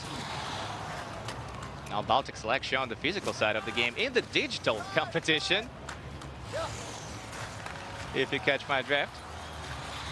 Baltic Select looking for an opportunity to take a shot, but Cosmos X17 give them next to nothing. We're almost halfway through the second period of the digital competition. Still just a 1-0 game. The pass is intercepted by Baltic Select. Spinorama move, but they lose the puck and retrieve it right away. And now Cosmos X17 have an opportunity for a 2-on-1 rush, cross ice pass, and a shot from the slot. And Baltic Select goalie had to come up big on this one. And now a very tired Nathan McKinnon was attempting the shot from the slot. Got blocked. Yeah, McKinnon with the puck, playing it to McDavid. But also is not quite full of energy. As he's skating down the right wing. Finding some room in the slot and a rebound, and McKinnon was taking the shot, forcing Cosmos X17 netminder to hold on and give up possession with 57.1 seconds to go in this second period. McKinnon playing it off the boards, delivering the puck to McDavid. McDavid trying to find McKinnon. Who gets the puck again at the right wing, playing it to McDavid. Notice how one player in the white jersey remains floating near center ice. And he's the one who's defending the goal right now. Looking for a cross-ice pass to the back door where Cosmos X17 couldn't connect, and now goes the other way, and it almost goes in on this play with just under 16 seconds to go in the second period. Baltic Select had their second good scoring chance of the game. Just couldn't convert.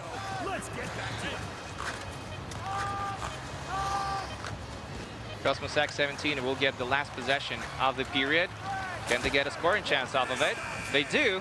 Get the shot on that at least. The buzzer goes, and that means the end of the second period. No scoring in that frame, surprisingly. Still just a 1-0 game through 2 periods of play. Cosmos X17 are in the lead. And they are the favorites going into the semi-final game. Probably not the best performance that we might have expected out of former digital hockey champions. Miroshnichenko, Nikolai Ena, and Nikita Hoba will be the trio for Cosmos X17 in the third period. Kirill Tambievs, Popovs, and Kuznetsov will get the game pads for Baltic Select for the frame as well. It's a really tight game, which still can go either way. Gotta wonder what the odds the bookers give for this one.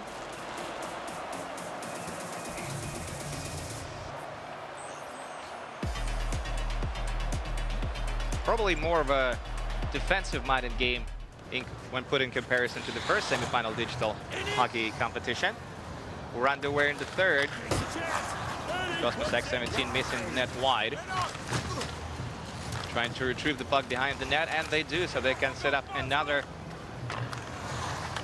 offensive chance. And the puck goes in. I believe it might have ricocheted in of one of Baltic Select players, but either way, it's a good goal. So it's 2-0 Cosmos X17, just 20 seconds into the third frame.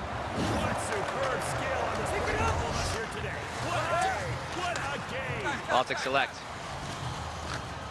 certainly taking their time to start off this rush. Probably trying to lure players in their red jerseys closer to their net. Maybe looking for a stretch pass to create something offensively, but it doesn't work. It's intercepted along the boards, and Baltic Select get another possession as they decide to dump the puck in, and it works for them as McDavid retrieves the puck, taking a shot. It's a great scoring chance for Baltic Select, and they stuff it in. McDavid does. 56 seconds into the third frame, Baltic Select get their first goal of the game, making it a 2-1 hockey game for the time being. Now McDavid in red jersey, circling around the net. Looking for somebody to relay the puck to. He gives it to Stamkos. Notice how different teams and different players offer different players on this same Team Canada. Obviously, some players prefer to use avatars with high skill. Some prefer players for their skating ability. It might be the same game, but it's played very differently by different players. With 1:25 to go in the third frame, it's still Cosmos X17 with a 1-0 lead, which they held almost throughout the game.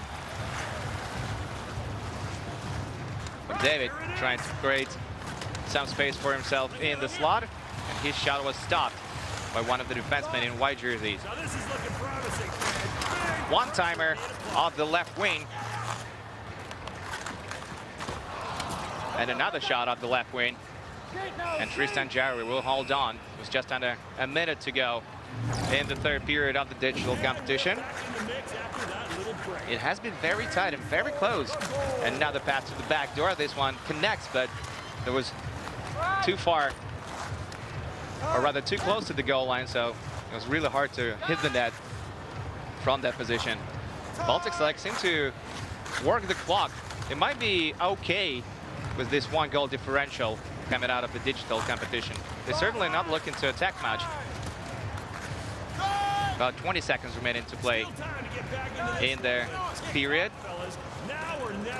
Now the thought that Baltic Select might be having right now is that they might want to get last possession and just roll the dice and try their luck. But instead, they almost get a cross-eyes pass, and the final shot is taken by Cosmos X17, who do win the game by the narrow margin of 2-1. And that's the score after the digital part, and that's the score we're going to have heading into the final part of the game, which is more or less classical hockey. It's a 3-on-3 hockey played in 3 7-minute periods on a very small ice surface. Earlier this month in Belarus, there was held a Future Cup for junior hockey players representing Russia, Kazakhstan, and Belarus, and they played 3-on-3 hockey tournament on regular size rink. Imagine that. There were a lot of stretch passes, and a lot of them led to breakaway chances. It's not quite so in Kazan these days. Orka, Gurbanov, and Baryshnikov will start for Cosmos X17. Viktor Kurnikov, probably the best netminder at the tournament, gets the nod. No surprise there.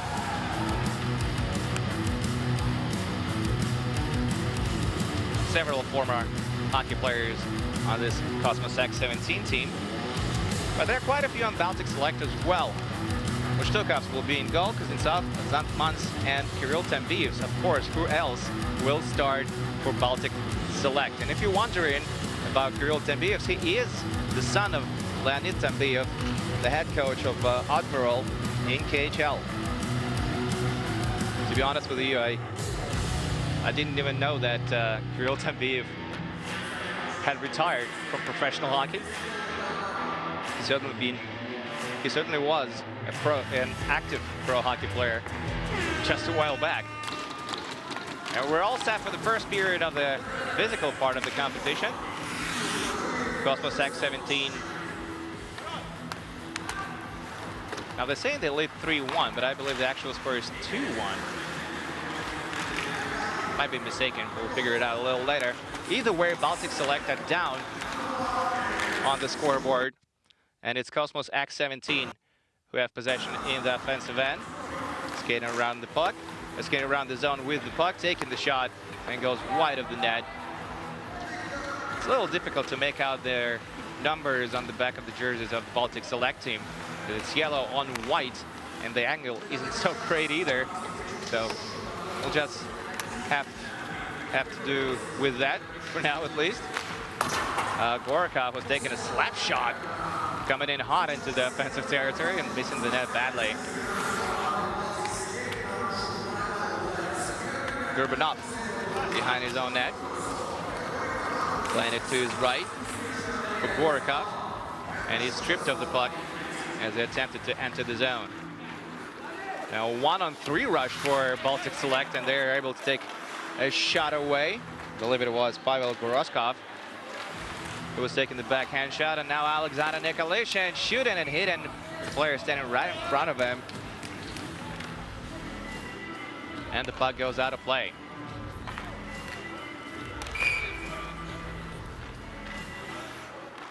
Nikolic with the biscuit again. Nifty move down low as he tries to get to the slot. He did get to the slot, but was stripped of the puck just prior to that. Nikolic again, attempting to make a cross-ice feed, and the puck goes out of play again. This proves to be a very different game than the first semifinal, as we're taking another look at Alexander Nikolic's rush. And the puck was poked away from him by Evans Mustukovs. Was quite a journeyman back in his pro hockey career. If we'll get a close-up shot of him, you'll see that he's masked. He's from his days playing for Nice in the French league. Maybe we'll get to that a little later. We're 3 minutes into the first period of the physical part of the game between Cosmos X17 and Baltic Select. Still no score. Borikov with a fake move, and he carries it in over the line, attempts a cross-ice pass, finds no one, but Cosmos X17 will regain possession and start all over again from behind their own net. Sergei Gurbanov carries the puck. Skates in over the line and curls back. Baltic Select complete a line change. There's a broken stick line in the zone, and Mustukovs have to make a big stop. And now Kornikov will come out of his net to play the puck. Kustambiev approaching him at half speed. 3 minutes gone in the opening period and still no score. Very slow-paced game that is so far. Especially when compared to the first semifinal game, which ended with the final score of 8-8 after 6 periods of play, and we had to go to the shootout in that one. That was quite a dramatic finish, quite a dramatic game, possibly the best hockey game we've seen all tournament.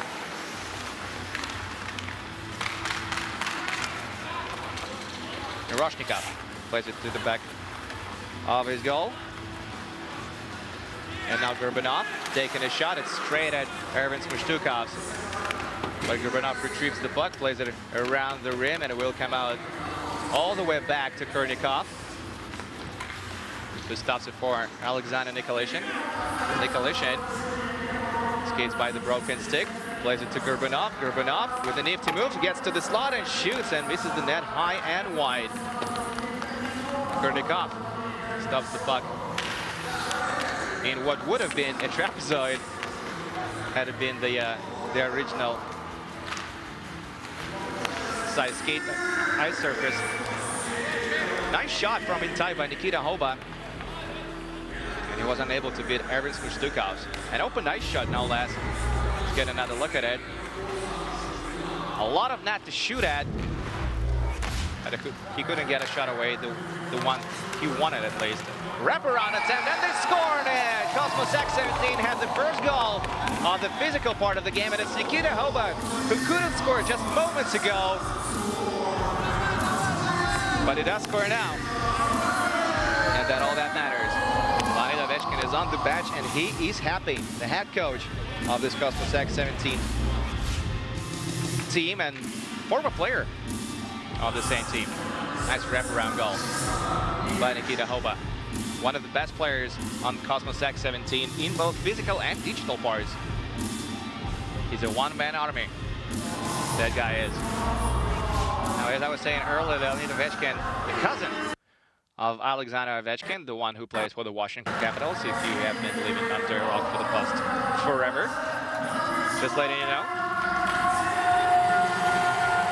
Now, I was told that Leonid Ovechkin was not feeling quite well today. Got a bit under the weather, but he made it to the bench tonight, and That's great news for his team. And his team is leading 4-1. Less than 2 to go in the opening period of the physical part. Anton Borko has the puck. He's the captain of Cosmos. Skates to the area behind his own goal. He'll start the offensive rush from there. Streaks down the right wing. Trying to find some rope in the slot. He did and took the shot away, but missed the net badly. Borko plays it to his left. Mushtukovs, he's out of position, but he still makes the stop. One of the better saves we've seen all tournament long. And it keeps it a 4-1 hockey game.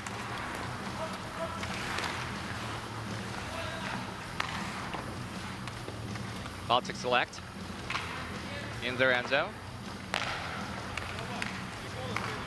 Trying to overcome this forecheck by Cosmos X17 as we enter in the last minute of the first period. And so far, Cosmos X17 forecheck is pretty good.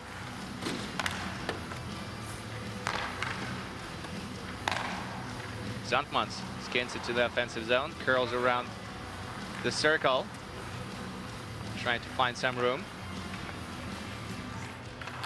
Abiyev has the puck. He's shown that he's not shying away from taking long shots at this tournament. He scored on a few of them. But right now, Baltic Selects are trying to set camp in the offensive zone, and looks like they will get the last possession as there's just 15 seconds, even less now, remaining on the clock. And the puck bounces back to Mushtukovs. Less than 5 to go in the period. There's still a chance for a long shot, and there it is. And Kurnikov had to stay alert to make the save, and he did. As the buzzer goes, and it's 4-1 through 4 periods of play, digital and physical combined. So far, Cosmos X17 have lived up to expectations, and they sure play like they're the top dog in this pair. Now, funny thing is that, like I told you, Cosmos have already won a phygital hockey tournament back a few months ago, and they brought the trophy from the tournament. They brought it to Kazan, and it's actually on display in their dressing room. So they literally have their eyes on the prize the whole time. And they sure play like they want to be in the final game tomorrow. Getting a look at some of the highlights of the first period. Just 1 goal scored. But Mushtukovs had to make a few huge stops, including this one on Nikita Hoba. And Nikita Hoba still scored on him on the wraparound attempt just moments after that. Huge goal for Nikita Hoba.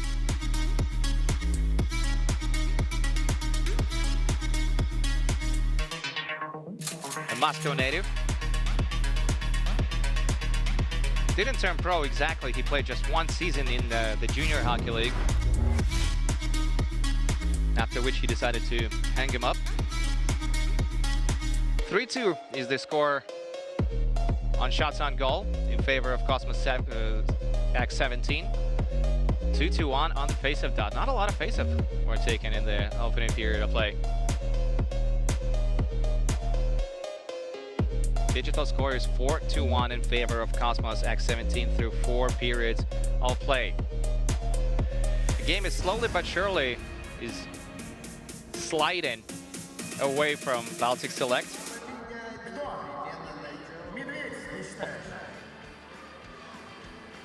I'm not sure if we should say that Baltic Select is a surprising participant in the semifinal stage. But they certainly did not come into the semifinal as heavy favorites. Right now it looks like Liga Pro team will face Cosmos X17 in the final game tomorrow. A game for 175 grand, no less, in American dollars. What a jackpot. And that's Mushtukovs and his mask. As you can see, there, it says nice on his team, but it's not nice, it's Nice, because it's a French team. And obviously Viktor Karnikov is repping his Dynamo Moscow mask. He's a 1995 year-born goaltender, product of Dynamo Moscow Hockey School. In his year class, he played with Ivan Kucherov, who did turn pro and plays for Lokomotiv Yaroslavl these days, a team that is going to be in competition for Gagarin Cup in just a few weeks' time. Karnikov was his pal, didn't quite turn pro, and we get to see him here in the digital competition. Second period is underway, and Mushtukas makes another save on Kosmos' top line.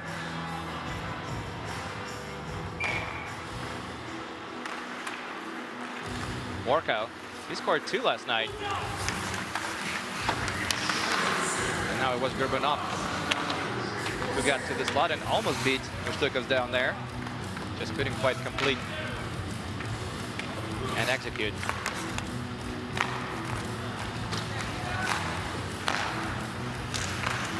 Baltic Select in possession. Looking for offensive opportunities and taking a shot off the right wing, and the puck goes out of play as we're 1 minute on the dot in the second period. Not a lot of going Baltic Select's way right now, but there's still a lot of time, not only in this period, but in the next one as well. Overall, there's 13 minutes remaining to be played in the game. Just a 3-goal margin in favor of Cosmos X17. So this game is all but over. Alexander Nikolitin taking a shot, missing the net wide on the short side. Alexei Popov behind his net,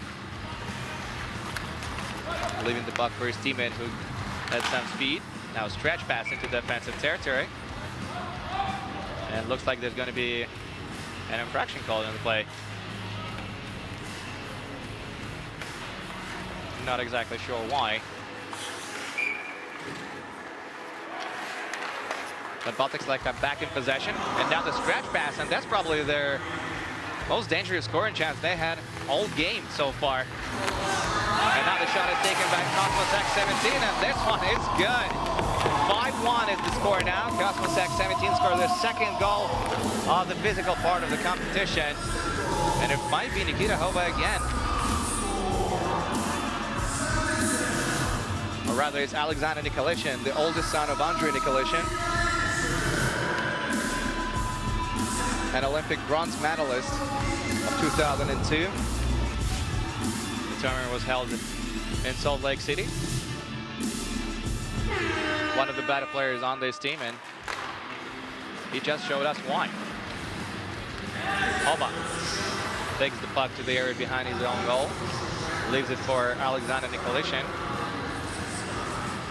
2 minutes into the second period, as Nikolitin enters the zone, finds the loose puck, battles for it behind the net. It's really close to getting it back in possession, and it does now. Alexander Nikolitin, backhand pass, nice feed to the back door, and they shoot it off the side of the net. That was Pavel Borikov. Cross-side speed, another backdoor pass, and Alexander Nikolitin tried a nifty move down low to beat Ervin Mushtukov, just couldn't complete it. Now a chance for Baltic Select, and there will be a penalty called on the play. I believe Trippin is going to be the call, and it's going to go against Cosmos X17. So that's a great chance for Baltic Select team to get a goal back on the penalty shot, which is going to ensue. Looks like Nikita Hova is going to get the call. And that's the best chance for Baltic Select so far. Can they convert on it? Slowly get into Kornikov's net, taking a shot, and they can't convert on it. Chance for counter-attack for Cosmos X17. They pick up speed and looking for the backdoor pass. Alexander Nikolitin has the puck, curls away from two opponents, finds the seam, There's another one at the back door. Look at there. All the passing that Cosmos X17 and make it. And the score again. Alexander Nikolic snipes it home to make it a 6-1 hockey game.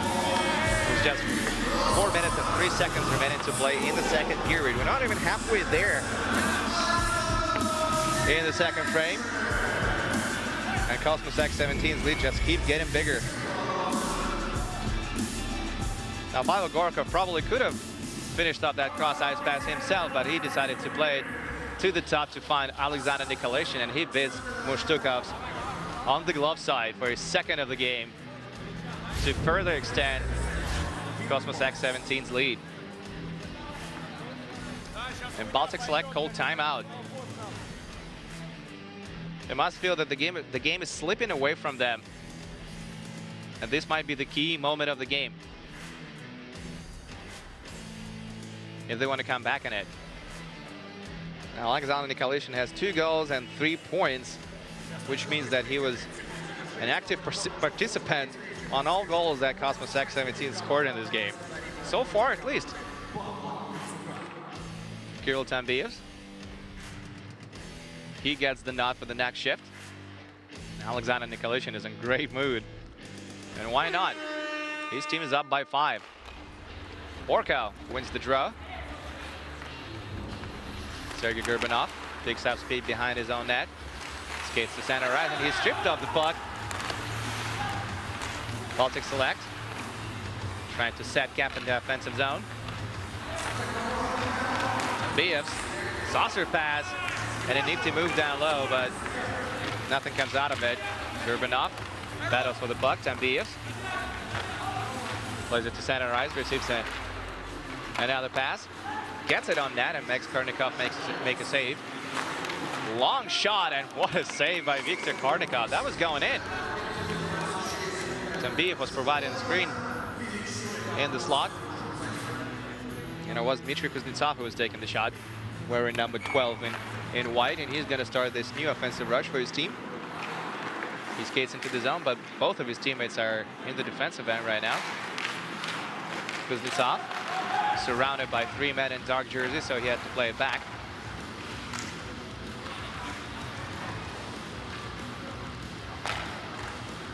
Baltic Select are just tiptoeing their way into the offensive territory. Stretch pass to the slot, but it's incomplete.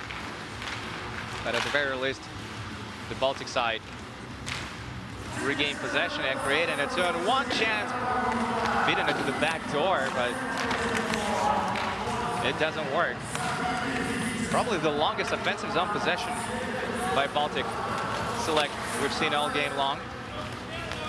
As the puck skips over Borko's stick. 2.5 minutes to go in the second period.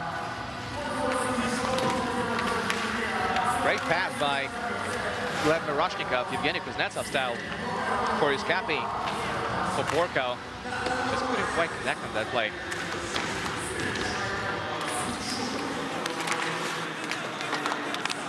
Miroshnikov battles for the puck along the boards. The puck has to stay in play at all times.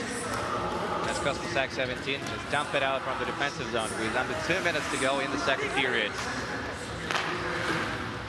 Baltic Select are yet to score a goal in the physical part of the competition.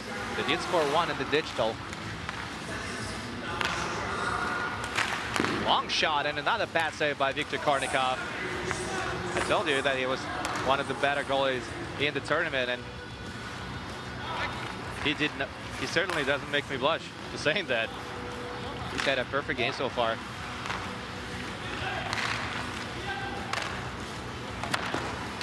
And now the shot is taken, but from almost an impossible angle. Alexander Nikolic gets the puck for his teammate, and that creates a 2-on-1 rush, a shot, and a goal! Anton Borko, the captain, sends it in to make it 7-1.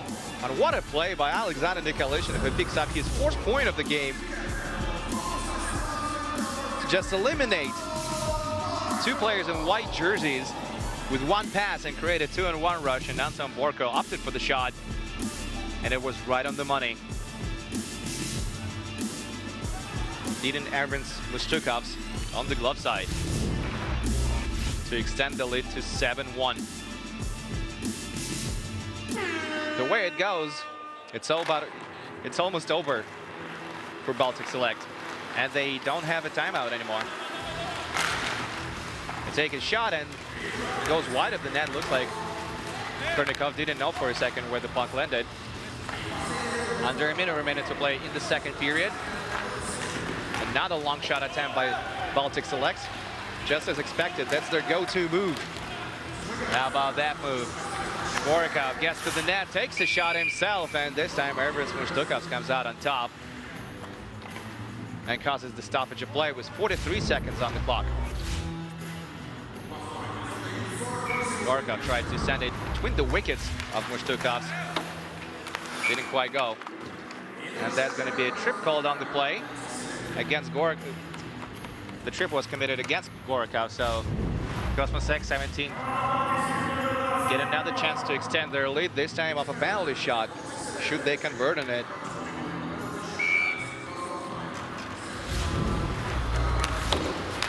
And they don't.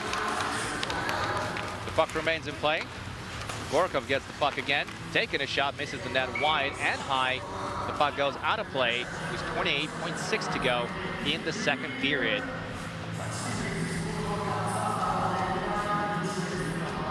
The period in which the game turned into a blowout.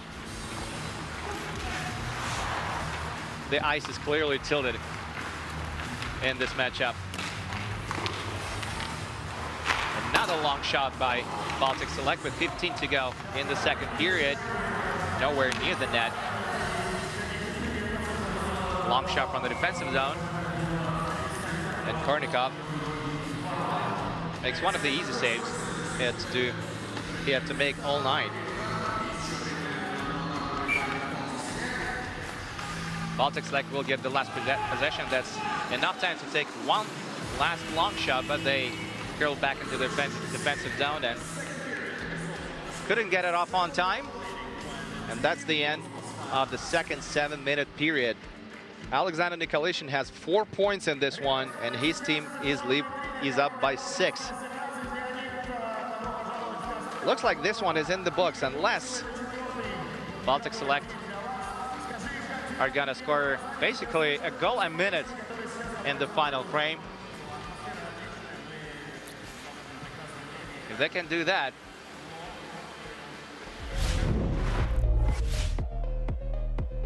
we might get some decent action in the third period, but so far it's been all Cosmos X17. No goals allowed, and quite a few scored. Alexander Nikolitin buried 2 in the second frame. Baltic Select had a penalty shot, but they couldn't beat Viktor Kornikov. And that's one of the prettiest goals we've seen all tournament long. Alexander Nikolitin, second of the night, just ripping it past the glove side of Ervin Mushtukovs. Games of the future. And that's another play where Nikolitin picked up a point. Anton Borko, Cosmos' captain, off a 2-on-1 rush, went for the shot, and that was the right thing to do. So after 5 periods of play, it's 7-1 Cosmos X17. Shots on goal are even, which is quite surprising to say the least. It's 8-8. And so far, none of the teams were able to convert on the penalty shot chances. 7 minutes, that's all that separates Cosmos X17 from going to the final tomorrow, where they're going to face Liga Pro team, who edged Akbars out of competition earlier this afternoon.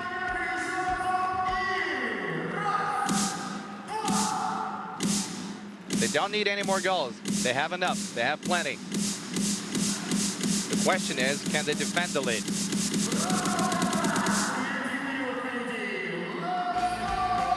Ervin Mushtukovs certainly gave his team a fighting chance in this one, but that's just not enough. Just 1 goal for the Baltic side. through 5 periods, digital and physical combined.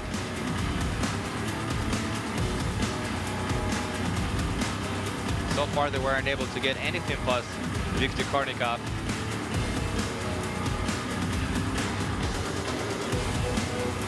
Who is not going to be named their best goaltender of the tournament. I, for one, am going to be really, really surprised.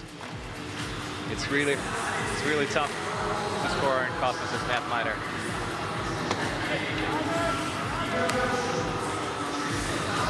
And how about that one for Baltic Select? They pull Mushtukovs right away, right after the one they're starting face-off in the 3rd period. They decide to go with the extra attacker and try their luck in a 4-on-3 situation. Taking a shot from center ice, and Viktor Kornikov makes another stop.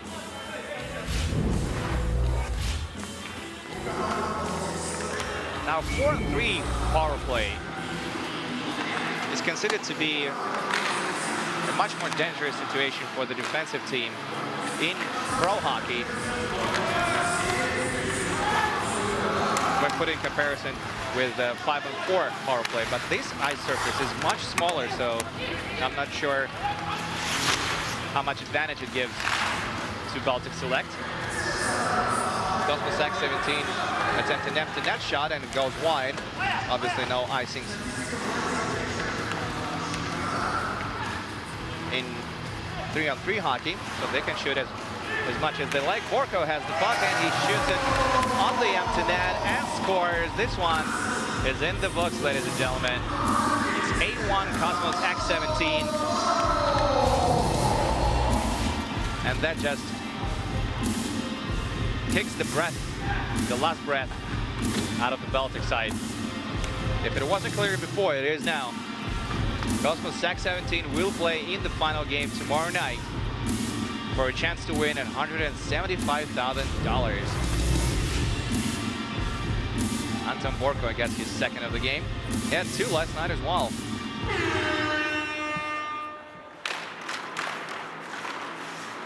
Mustukov is back in goal for Baltic Select. Well, he was for a little while, and now he makes his way back to the bench, and the extra attacker is out for the Baltic side once again. Pride is still on the line for the man in white jerseys. Can they score at least one on Viktor Kornikov? Here's a great chance. Developing in the offensive zone, taking a shot, and they do get it past Viktor Kornikov. Finally, the curse is over as they send it into the back of the net. Looks like Pavel Boroskov is going to get the goal. He was the one with the blast from center ice, and he beats Kornikov high. So it might be actually Alisher Mubarakshins, one of the active pro hockey players at the tournament. Plays in the VHL, 2nd tier pro Russian hockey league. Quite a season this guy is having. Early in the season, in September, had to make a flight to Norilsk. Now he's playing in Kazan in the digital hockey competition. What a season. Viktor Kornikov let one get past him. It looks like he's still in a great mood. And I believe Cosmos X 17 might have called timeout after allowing a goal, and that's what the stoppage of play is. Gotta wonder how Cosmos X 17 team is gonna match up against Liga Pro team tomorrow night. The game is going to start at 6 p.m. local. The play is actually under review. So that's the reason for the stoppage of play. Possibly officials are looking if there was a high stick involved, because there was a screen provided for Alisher Mubarakshins by one of his teammates in the slot, and the puck might have gone in of that player's stick. Was it a little high? Or was it good enough? Either way, it looks like Cosmos X17's lead is just too big to waste, to be honest.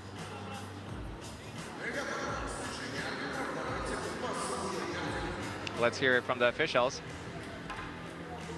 So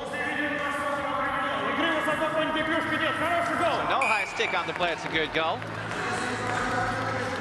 And Viktor Karnikov will not go home tonight with a shutout under his belt. Oh well. Probably the least of his worries.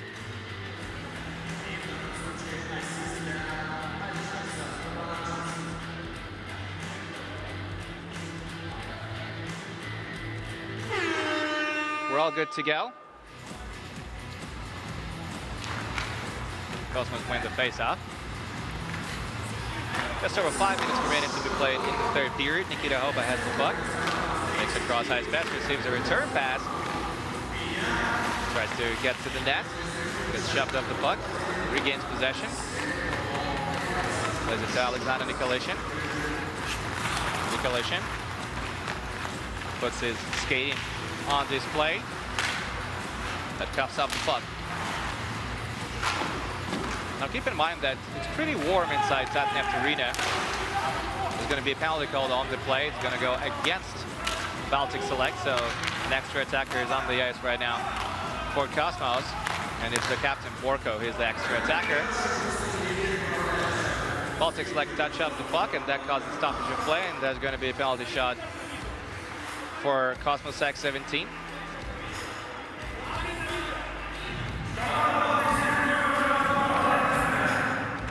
But as I was saying, it's pretty warm inside Tatneft Arena, so the ice is pretty soft,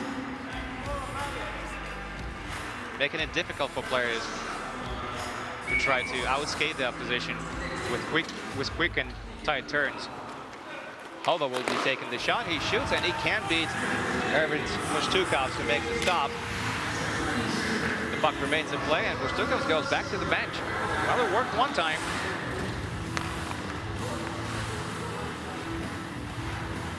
So far, Baltic Selects are 1-1 with the extra skater out, taking another quick shot right off entering the zone, and Karnikov makes another stop, this time on the short side.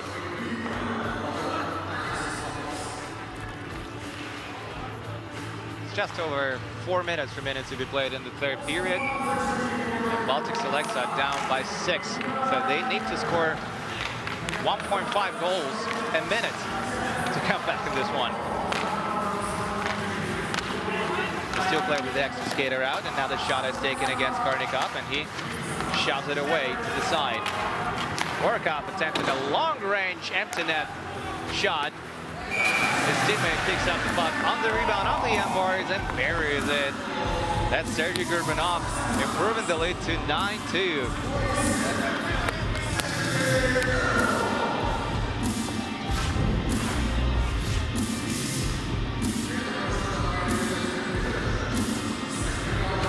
Probably one of the easiest goals Gurbanov scored in his entire career and possibly life. But that's his first goal of this game. Puts a smile on his face. Borko wins another draw. Karnikov. And the saucer pass to Gurbanov. And now Miroshnikov, wearing number 71. Skates to the area behind the net, plays it off the boards to Gurbanov. Gurbanov with a nice move to curl away and peel away from his opponent. Mushtukov makes the stop, keeps the puck in play.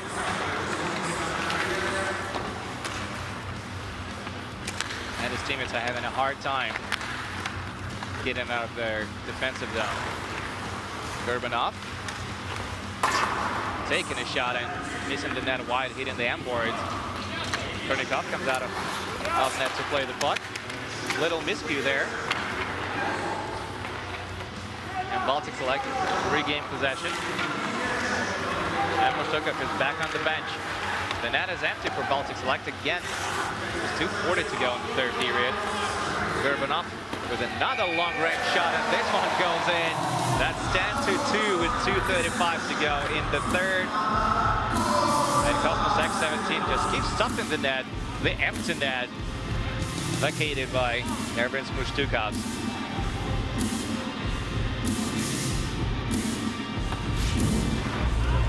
Maybe it's not such a good idea anymore to pull Smushtukovs for the extra attacker. They did score once with the extra skater out. But that's got to be at least the second empty netter that Cosmos X17 scored in this one. Nikolishin wins the draw. Kapustenko goes around the rim. Finds Gorakov. Kapustenko gains the zone. Gets to the slot and shoots, and it's a right side save made by Ervin Smushtukovs. Nikolishin to open eyes to his teammate, and there was a penalty called on the play. It was 2:15 to go. So we're going to see another penalty shot.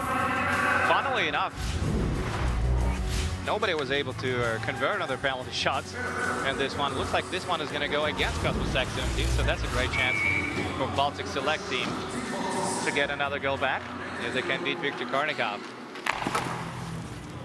Off the goalpost and not a play. Kirill Tambiv wasn't able to beat Viktor Karnikov.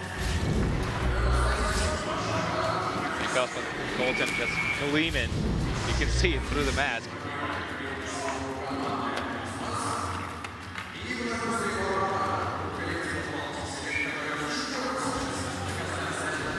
Looks like Baltic Select are going to be bold in their decision making. They keep insisting on having this extra skater out there.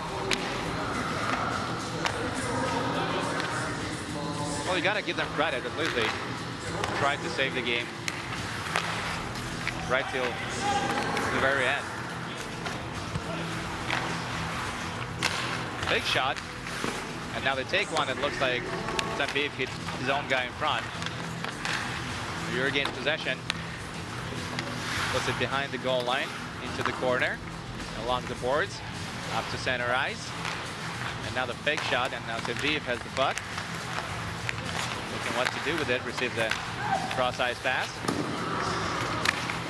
Pretty decent passing play that Baltic Select put together right now. Certainly, they're making Cosmos X17 work for it. Because the three players in dark jerseys have been out there for a while for Cosmos X17. And it's always easier to attack than to defend, and look what happens. Baltic Select scored their third goal of the game, making it a 10-3 hockey game. We're taking another look at it, and it's Martin Lavros who's going to get the goal. Beating Karnikov just under the blocker. Not over till it's over, eh?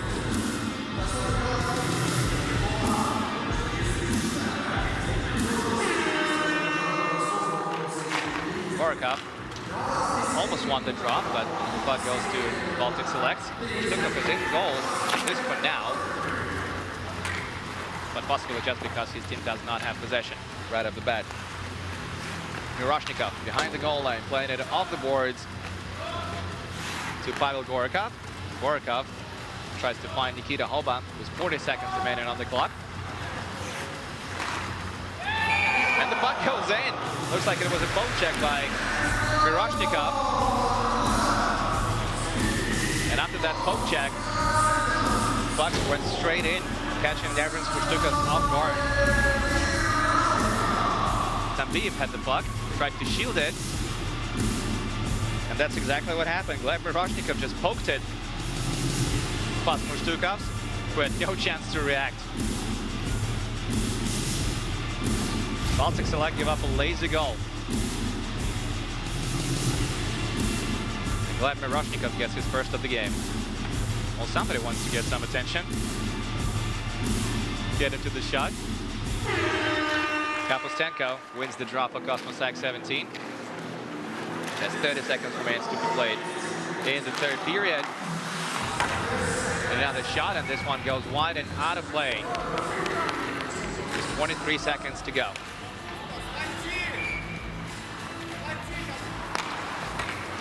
One of the last rushes of this game.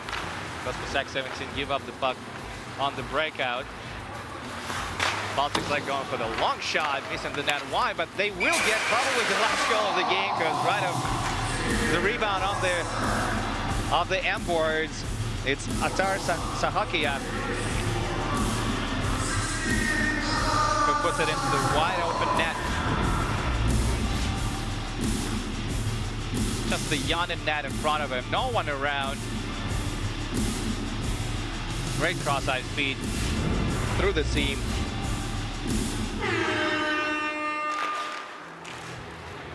And Baltic Select will finish the game on the bright note. At least they got that. But other than that, it has been all Cosmos X17, and they win the game by a large margin. 11-4 is the final score, and Cosmos X17 proceed to the gold medal final game, whatever you want to call it. They will play for a chance to win $175,000 tomorrow night. But to do that, they will have to beat the Liga Pro team, who finished on top of the group, just like Cosmos X17. So it's the round-robin winners that will clash in the final game tomorrow night. No real surprise there, possibly.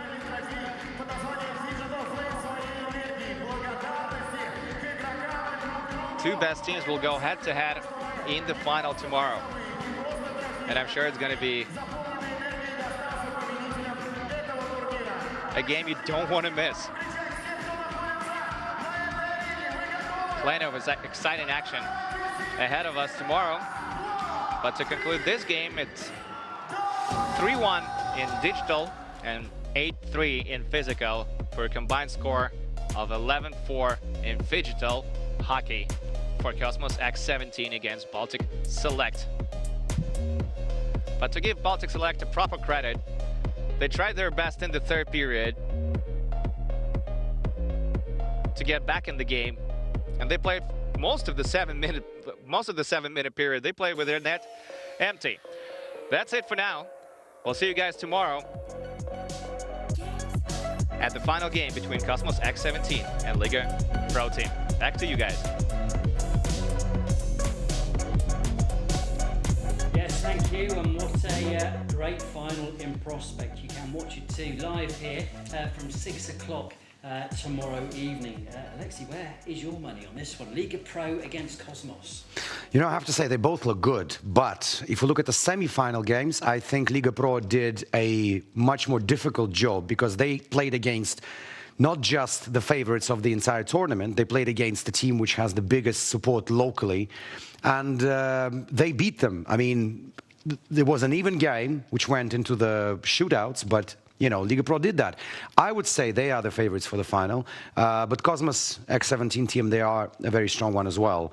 It's just that the Baltic Select, unfortunately, could not, you know, pose them a serious threat, and it was pretty much one-way traffic. And I think they got the tactics wrong, taking the goalie off so often in the first and second period. So I don't know, something went wrong for the Baltic Select, but I still think Liga Pro would be the favorite for the final. But we can now go live to our not yet a great basketball player, but nevertheless a very talented reporter. We're just waiting for Dan to plug in for us, because he's down at the Martial Arts Palace where action continues today. We've been listening or watching some of the females take part. They were in action earlier today on the first day of mixed martial arts, and now it's headed into the men's division too.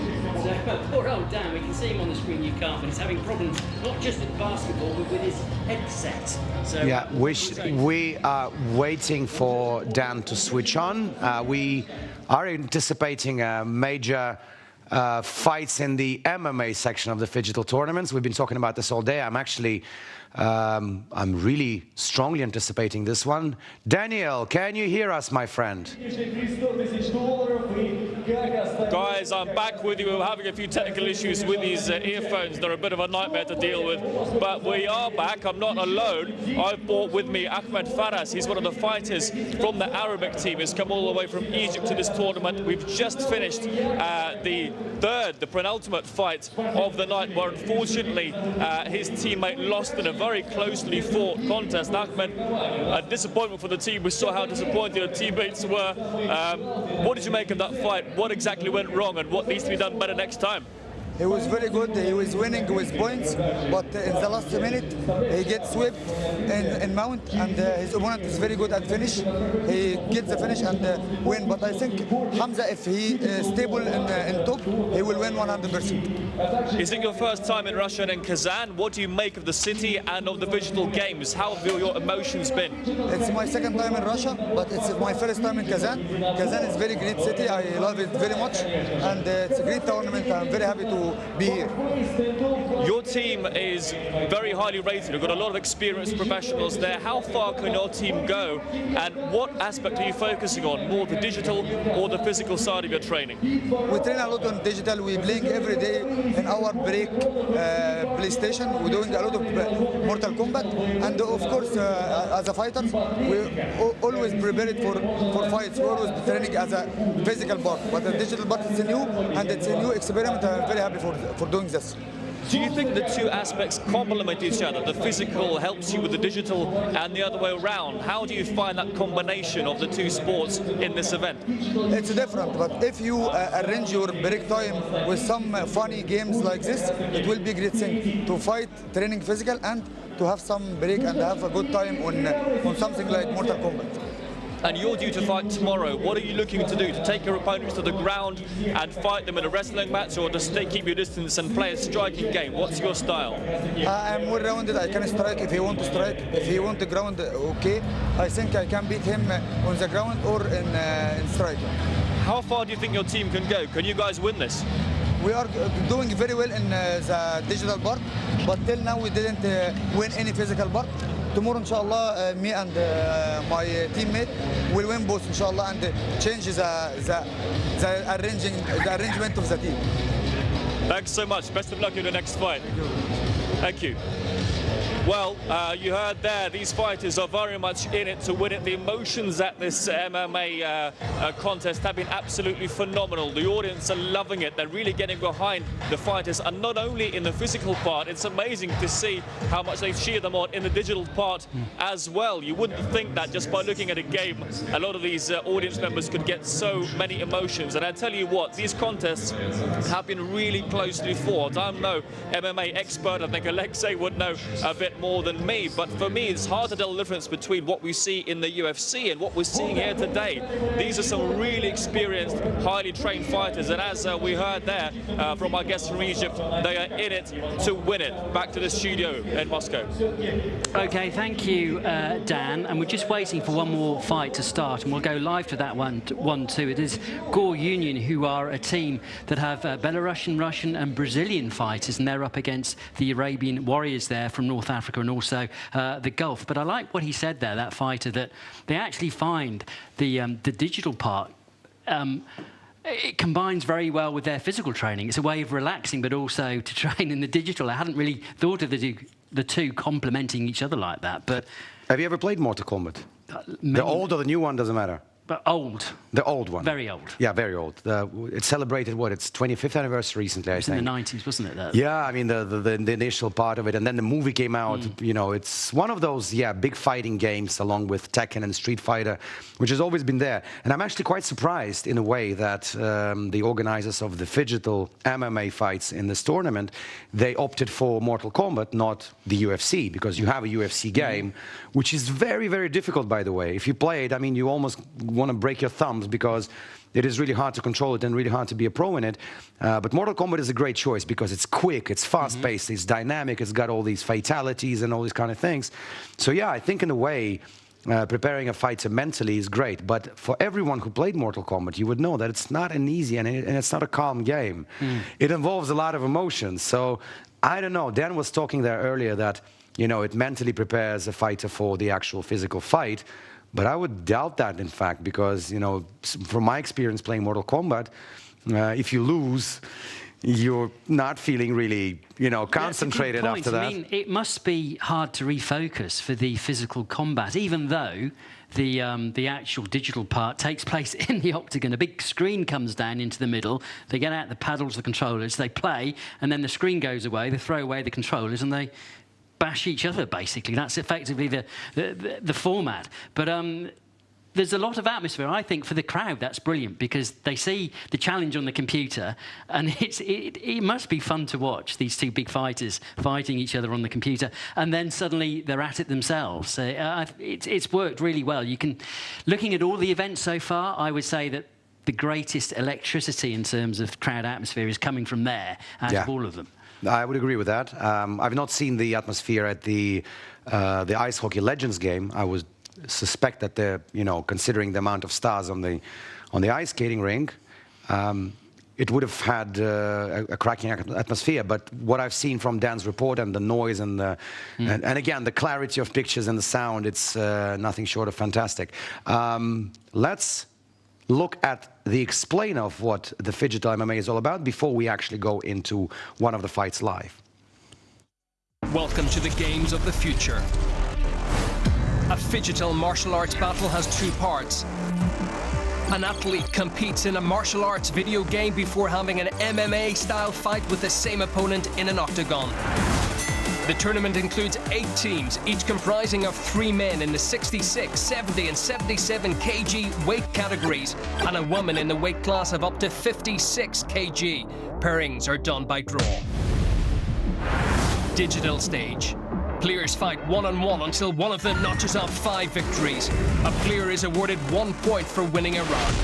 Choose your favorite character and let the battle begin. Come and get it. Fatality. Physical stage. It consists of 3 3-minute rounds. A fighter gets 6 points for an early victory, 5 points for a win by judges' unanimous decision, 3 points for a victory by majority decision, or 1 point in case of a tie. The winner is the team that has the highest score in all digital and physical fights combined. Good luck, have fun.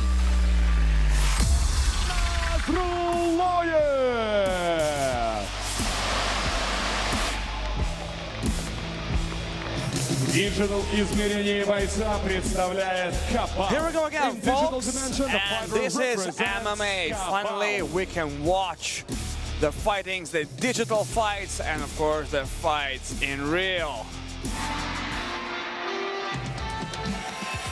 So we saw the first participant, Северо-запада США, боец красного угла, боец команды Smash Academy. Into the red corner of the cage, please welcome the fighter from the team Smash Academy, Jorge El Toro Juarez.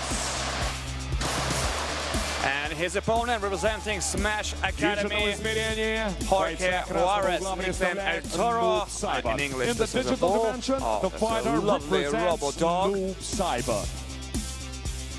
So here we go, we start with В распоряжении соперников законные 60 секунд на цифровую разминку.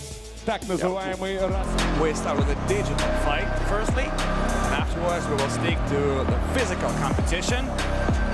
So I will remind you the schedule of the physical competition, 3 3-minute rounds, and as far as I understand, there will be just 30 seconds for the ground game. So when the fighters will go down on the floor, on the mat or on the canvas, they will have just only 30 seconds to get the submission or maybe to produce some ground and pound and to make the referee stop the fight.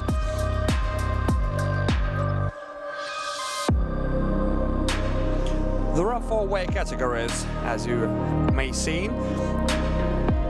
3 men and 1 woman. Featherweight, lightweight, and welterweight division. And as for the women category, 56 kg. And I would like to say a few words about the level of the participants, and it is really high. Because, for example, you will see such a player like Hayal Janiv, who is actually a brilliant Thai boxer who switched to MMA, and Hayal Janif actually beat Buakaw Porpamuk. So let's stick to the digital fight.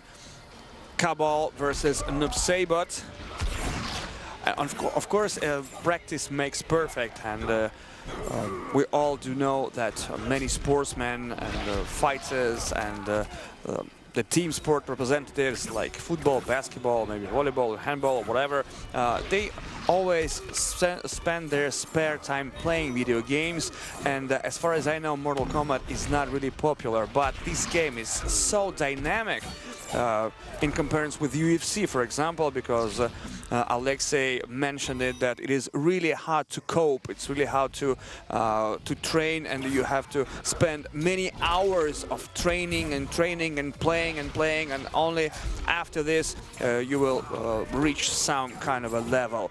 And as for Mortal Kombat, I think it's a little bit easier than UFC to play, because the hardest part of a UFC game is wrestling, of course, because if you prefer to fight in stance, then it will be much easier for you, nor than to try to submit your opponent or to try to knock him out on the ground. So Halim Nazrullayev, who is playing for Cabal, sealed 2 victories already, and I remind you that the match will last until one fighter will reach the 5 points.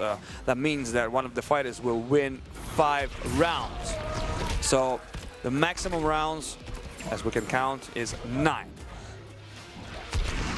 Well, actually, we see that the level of gaming from these two is quite equal, but Nubsabot now is having a fatal blow, but he doesn't use it, unfortunately. Unfortunately for him, of course, and well, happily for Cabal. And Nubsabot and Cabal, these characters are from the very beginning of the Mortal Kombat. In the first part there were none of them, but in the Mortal Kombat 2 there was a Nubsabot, but it was a secret character. And Cabal appeared in MK3 as far as I remember, and in the next parts these characters never disappear.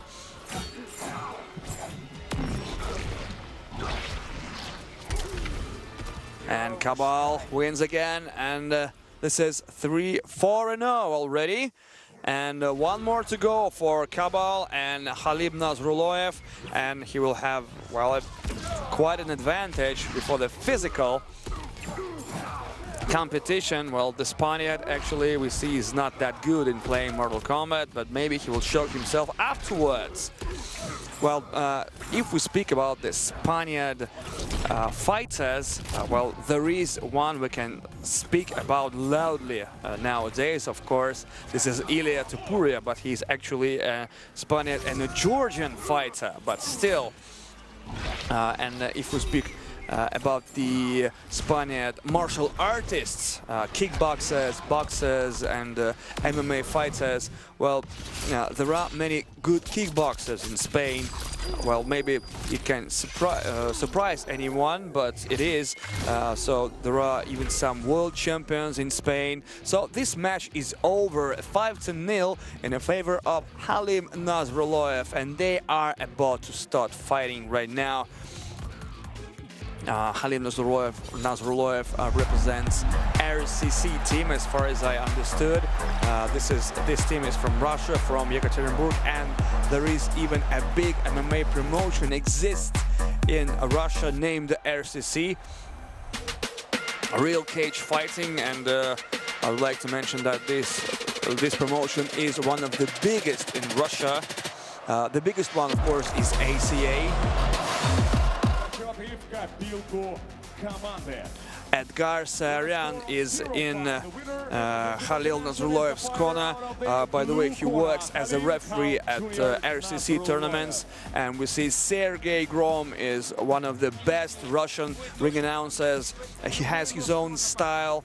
By the way, he is a freestyler. he can produce a marvelous rep freestyle, and he even won several international tournaments. And by the way, he's a local guy from Kazan. So the reps are on the blue corner, the red corner. Timur Nagiben, by the way, one of the Russian MMA stars, is in Khalil's corner. Well, that's good. Maxim Protasov, a very famous and skilled and high-level referee who works on the biggest MMA tournaments like ACA, like RCC, like Fight Night, and many, many others. So this is about level of competing, level of fighting, and 3 3-minute rounds are about to start right now. So let's stick to Sergey Grom. Формула боя 3 трехминутных раунда. We now proceed our physical bout with the 3 3-minute rounds of MMA in the featherweight division. И сейчас, господа, обращаю ваше внимание в синий угол клетки. Перед вами фиджитал боец из команды RCC. Его рост 168 сантиметров, вес 65,5 килограммов. Бойцу 25 лет, и он обладатель безупречного рекорда. 9 боев и 9 побед. Родом из Республики Таджикистан, он прибыл на битву с Урала. В своем 10-м бою он готов взять быка за рога. Bajangomota, fighting out of the blue corner and representing Team RCC, Khalib Halk Jr. Nazrullayev. Его соперник в красном углу клетки представляет команду Smash Academy. Ему 26 лет. Его рост 177 сантиметров, а вес 65 килограммов и 250 граммов. Он провел 4 боя, одержал 3 победы при единственном поражении. Его называют «Бык» с места в карьер. Fighting out of the red corner and representing the team Smash Academy, aquí está Jorge El Toro Juarez.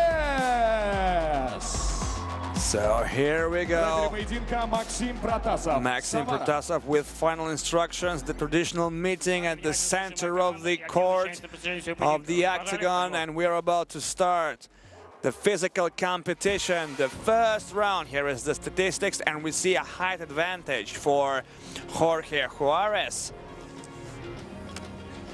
But he's less experienced because Halim Nazrullayev is 9-0. Not a single loss, and Jorge Juarez has 3 wins and just 1 loss. So here we go. So Khalil is a little bit shorter, that's why he tries to shorten the distance to come up closer. If he wins this fight by the way of knockout or a submission, he will bring to his team 6 points. The unanimous decision or a split decision, 5 points. Some low kicks from Jorge. He tries to keep the distance. Oh, a flying knee and a head kick from Juarez. Nicely blocked by Khalid Nazrullayev, and forward comes the Spaniard. Oh, superb move. Khalid Nazrullayev takes the opponent down on the canvas. This is the hard guard position. Jorge Juarez builds the guard. Good position for Halim.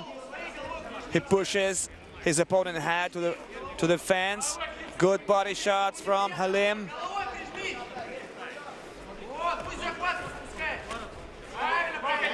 And maybe this can be an arm triangle choke. But he needs to release his legs first, and that is exactly what he does. He needs to release his left leg in order to move on his right, and that's very tight. That's very tight. Maxim Protasov is just right here. Jorge Juarez is still struggling, and is he awake? That's it, that's it. He stops the fight. Yes, Jorge Juarez is unconscious. A big win, the 10th win in a row for Halim Nazrullayev, and we mentioned that Halim Nazrullayev is much more experienced, and of course he has that kind of experience in wrestling and grappling. Another big win for Halim Nazrullayev, and he will collect 6 points for this victory. Happily, Jorge Juarez is awakened. He's okay. Well, if we can definitely say that, but he did not absorb many punches and many shots.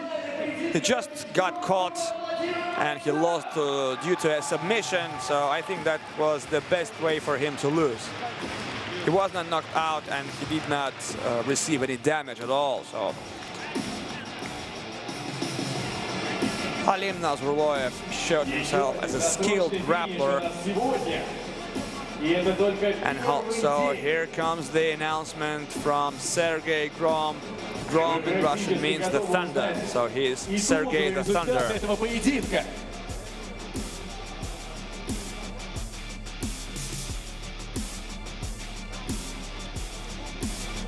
Итак, внимание.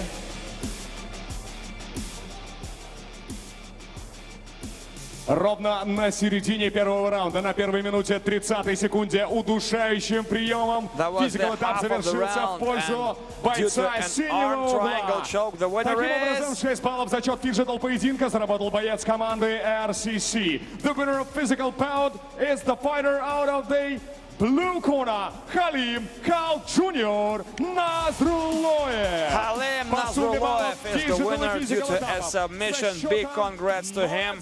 Once again, he showed his level, he showed his skills, his abilities, and the RCC team remains one of the big favorites in the whole competition, believe me. And of course, because of that gentleman, Halim Nazrulloyev.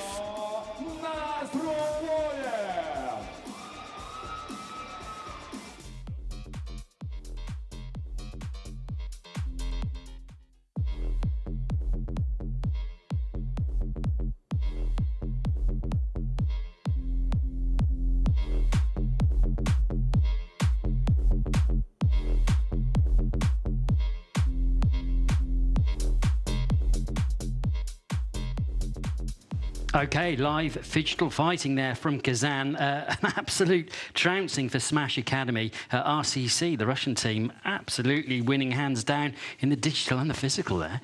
Again, I'm not surprised there at all, because not only RCC is one of the household names in MMA, guys are based in the Urals, in Yekaterinburg mostly, and they're hosting great tournaments. They have a plethora of fighters associated with the UFC, on the way to become UFC or already UFC fighters like Petr Yan, like many others. So in this particular case, it's a romp and stomp for their fighter, because he did exceptionally well in the digital part, in the Mortal Kombat, 5-0. I have to say, to my mind, it's a little bit of a cheat move there, because Cabal is one of the, one of those characters you would pick for Mortal Kombat. He has this spin move, which allows you to do nothing, and he took full advantage of it. If you look at it, very well performed in the digital part, but in the physical part, 90 seconds submission, and that's the whole thing with the MMA. I do believe, and I honestly believe, that it's one of the most underappreciated type of martial arts sports, because not only you have to be good in, let's say, boxing or kickboxing, but you have to be good on the floor. If we take the absolute legend of the sport, Khabib Nurmagomedov, I'm sure you remember the big fight against Conor and all that. Khabib may not have been the strongest at the top, but he was one of the strongest on the floor. And that's exactly what happened here. The RCC fighter, Halim Nazrulloyev, look, he took him down, and only just 90 seconds, and it's a choke, it's a submission, and there we go.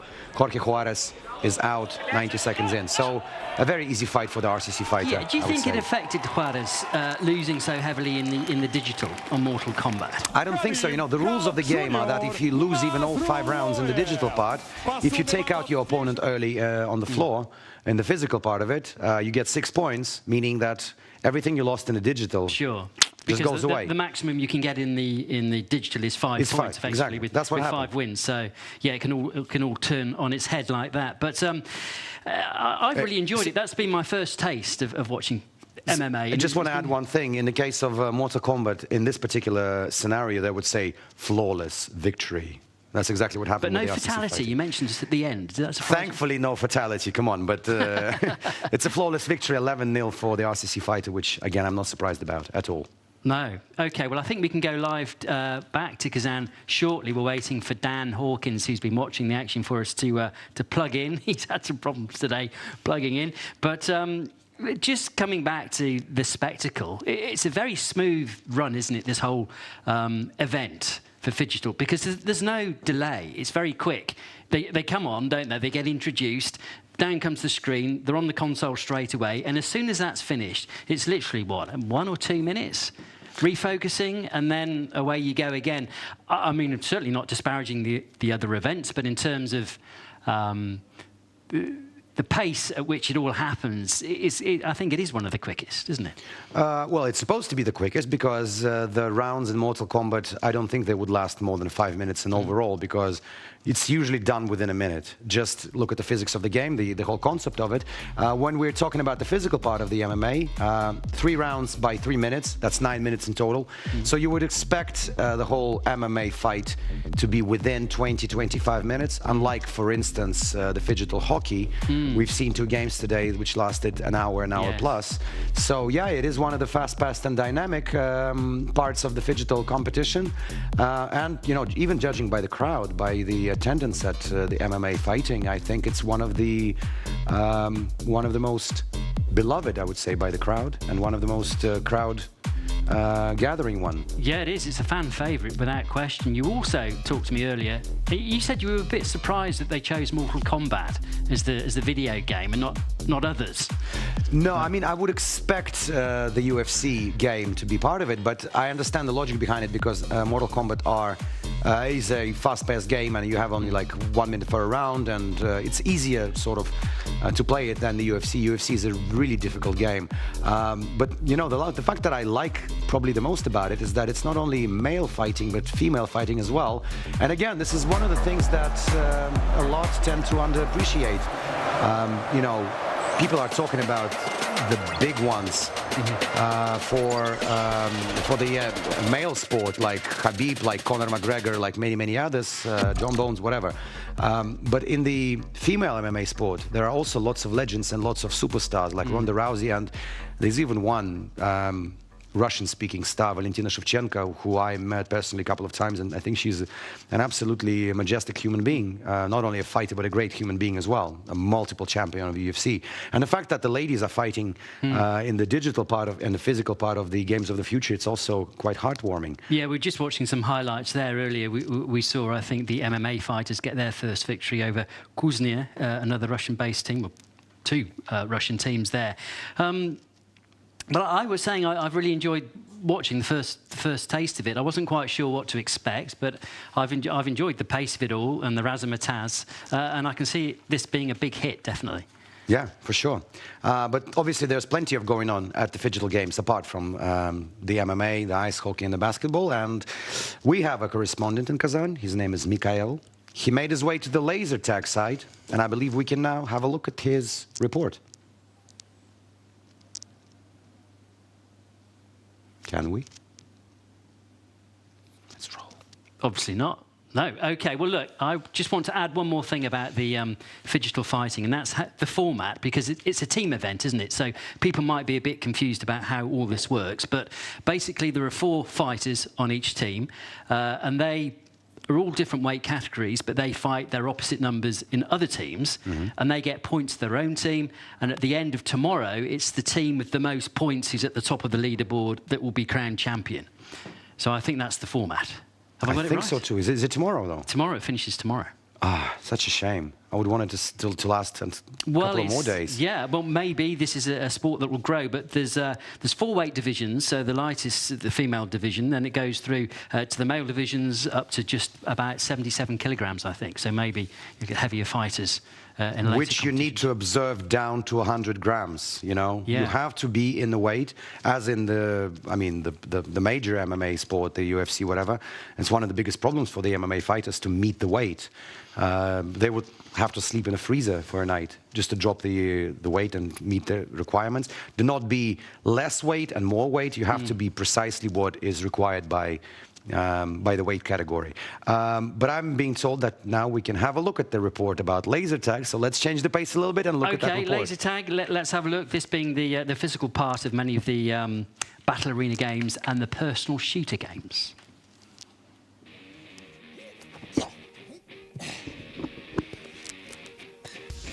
Итак, мы находимся в опасных джунглях Тут самое главное это что? Правильно. Стратегия, тактика, дисциплина и прыжки. Я в джунглях. Это игры будущего. Знакомство с командами. Лазертаг и так-сяк.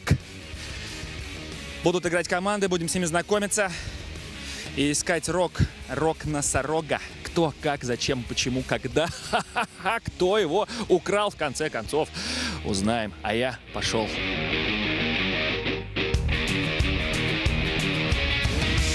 Могу? Захожу. О, команды. Ха. С оружием, бойцы. Здорово. Пропал рок-носорога. А ты не браконьер случайно? Ребят, это что, змея? Кто у вас инженер? Жора. У меня тут штаны падают. Так. Починить бы как-нибудь. Не, ну такие тоже старые модели не подходят. Кто, кстати, капитан команды-то у вас? Расскажи, какие у вас шансы на победу? Что не так у вас? Что произошло? Почему все сели-то сразу в первом раунде? Сейчас потихонечку привыкаем, смотрим тактики. А потом будем что-то подстраиваться под них. Где ж ты мой рок-носорога? Вы зачем им шансов-то не дали поиграть? Да мы просто играли в свое удовольствие, так получилось случайно. Да, не спугнуть. Они в телефонах никого не замечают. Здрасте. Здрасте. Рок-носорога еще не видели? Нет. Не, ну хорошо у вас тут на самом деле. Как прям в джунглях трава. Сейчас секретная тактика, я замаскируюсь, они не узнают команду. Буду свой-чужой среди свой-чужой. Вы поняли? Мне кажется, чуть надо расслабить. То есть вот, куда нужно попадать, датчики, сенсоры поражения, и оружие все это фиксирует электроника здесь, здесь и здесь. Все это синхронизируется и работает как сложенный единый организм. А сейчас у нас будет тренировка по дисциплине лазертаг. Попробуем, каково это стреляться, как ставить пламя. Короче, в общем, попробуем поиграть, интегрироваться в процесс. Как ты тренируешь? Это же компьютер. Мудростью делиться надо, мудростью делиться. И все. День рождения у меня сегодня. Это ты, мужчинка. А какой? Сколько тебе годиков? 27. Волос-то на руках, как будто все 40. Скулы какие у тебя мощные прям, а? Невозможно же оторваться. Девчонки, из какой команды? ХЛС. У нас и ребята, все остальные тоже красавцы так-то. Ну что смотрите? Ну и что? Думали, что я самый-то рок-носорогу найду здесь, что ли? Ха! Какой? Казань, зима. По-шмаки. Никаких рогов носорога. Зато команды хорошие. Познакомились со всеми.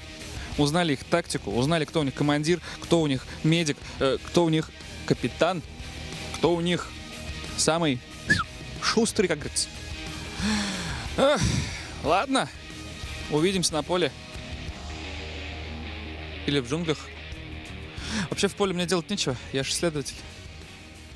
Да идите уже, давайте. So there you go. Did that help your understanding of laser tag? It made me laugh, I'm not sure. I tried it a couple of times, but I think, it's also quite a good decision to combine the battle arena types of digital sports with laser tag, because how else would you do it? Laser tag is the perfect option. It is. It particularly makes sense for the personal shooter games that we'll get to see soon. Standoff, Warface, I think, Counter-Strike 2, and we'll be going into that in detail too. If you are a big fan, we've got some resident e-gamers that will join us throughout the week. But in terms of that laser tag, it's very strategic, isn't it? I mean, you would have to practice a lot, I imagine, to be good, and particularly if you're working as a team. It's a very hard physical job, because your feet are literally falling off after you play a few rounds, because you have to duck and cover and run and, things like that. But we'll certainly have a chance to talk about this later. The reason I have to say this now, because Daniel Hawkins, the man who's been working harder than many of the athletes around the world for the past couple of days, covering all grounds at the Phygital Games, the Games of the Future, is now, I believe, with an MMA fight in there in Kazan. Danny, can you hear us? Yeah, I can hear you guys loud and clear. We're with Jorge Juarez from Smash Academy, who's just finished his first fight of the tournament. Jorge, really great fight there, put up a brave show at the end there. You said you didn't tap out. Did you not have time, or did you not want to give up? What happened? Want to give up. Once that leg was compromised and I tried to shoot for a takedown, my game plan went out the door. I was trying to be lateral and move side to side and keep my distance and use my jab, but as soon as he kicked my leg, there's kind of no way I can move side to side anymore, so I went for a takedown, which is not what I wanted to do, and then he was strong. He locked up that arm triangle, and I was just going to tap. He's going to put me to sleep. I even told my coach that. I said, either one of us is going to go to sleep, either I'm going to go to sleep or he's going to go to sleep, and I went to sleep, so hats off to him. What's the plan for the next fight? Is there anything you're going to change in particular, change your tactics, or just work on your strengths and see if you can finish them off in the next match? Yeah, just go back and get to work again, back to the drawing board, and work on myself, work on my technique, and keep improving. That's all I can do, really. Is there any fighters that you can see here today that you want to face in the final, or maybe don't want to face in the final, that would match your strengths? After this. The guy that Nascimento fought, I'd like to fight that guy. The guy for the Arabian Warriors, whatever, I'd like to fight him. That'd be a good matchup. What do you make of the level of the fighters here today? To me, to somebody observing from outside, this is a really high level, no different that we see in the UFC. What do you make of the level of the fight you've seen today? They're high. Just right there with the UFC. All of them. I train with a bunch of UFC fighters in Colorado, and these guys are all up there with them. So, not surprised. Fantastic. Jorge Corral, thanks so much. Best of luck for your next fight. Hope you get to recover. Thank you. Well, guys, you heard it there. Jorge from Smash Academy refused to tap out. He would rather be taken down and pass out than tap out. That just shows how seriously these guys take this contest. It's really, for them, much more than digital games, much more than what we're speaking about today. This is really fighting for their pride and representing their team and their country. And that's what we've seen from all the fighters here today. Real commitment, real dedication, real graft. And that's what the audience here today have really loved. And I think when we come to the fights tomorrow, and especially for the final, I mean, there's not been any free seats in the house today. I think people are going to be standing in the corridor in the press area to get a glimpse of for what's sure to be a really epic, fantastic finale. Thanks, Dan. You're already sounding like you're a big MMA fan, which I'm really happy to hear. You have a great evening, and we'll talk to you later for sure. Thanks, Dan. We'll speak to you soon. Dan Hawkins there in Kazan. Just talking to the loser of that last fight that we saw. Interesting what he said, too, is that in his opinion, the standard here is up there with the UFC. Which is incredible when you think this is a new tournament, a new format. It would attract that quality. Because if you spoke to me, I don't know, maybe a week ago and asked me what would you expect, I would just assume that, OK, because you've got this digital element, this computer game element, maybe people wouldn't take this so seriously. But obviously. See, I've spoken to many fighters, both UFC and not UFC prospects of becoming UFC fighters. And obviously being in the UFC is the cream of the crop. It's the dream of every MMA athlete. So you never know, in the games of the future, people coming from Brazil, from America, from the Gulf states. There are fighters from the Gulf states, which is quite unique. I mean, I've never really known that, you know, this part of the world can produce many fighters. So they're coming there. It's also a showcase opportunity. They can show what they are about. And I'm sure that people from the UFC might be taking a look at that. And since we have an admission from a fighter from Colorado who's trained with the UFC fighters, saying that the level here is very high, again, take notice. Yeah, and the prize money is good too, $500,000, the total prize pool. So, you know, if you're a UFC fighter, why wouldn't you think, I'll pop over, have a go? Yeah, sure. OK, well, look, we focused a lot on the athletes so far today, but now we're going to have a quick look at the public to see how they're enjoying life in Kazan at the moment and also what they can do.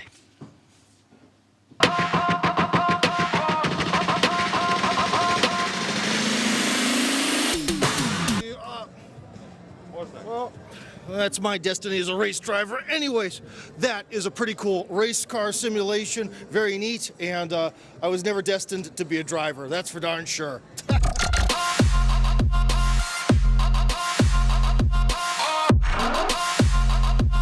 There's plenty of things to do around here besides just watch other people play. In fact, the cousin of American football is right in front of me. So let's see how I do.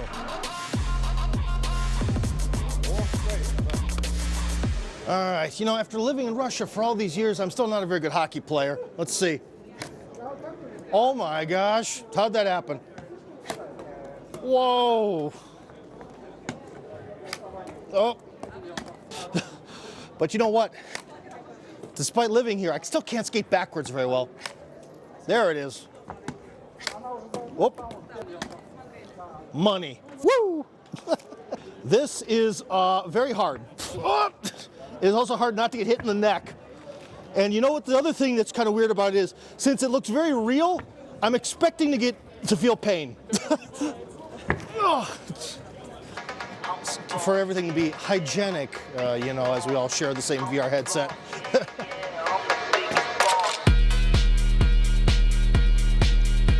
I think I hit him on that one. Oh, guys, I think I'm doing something wrong.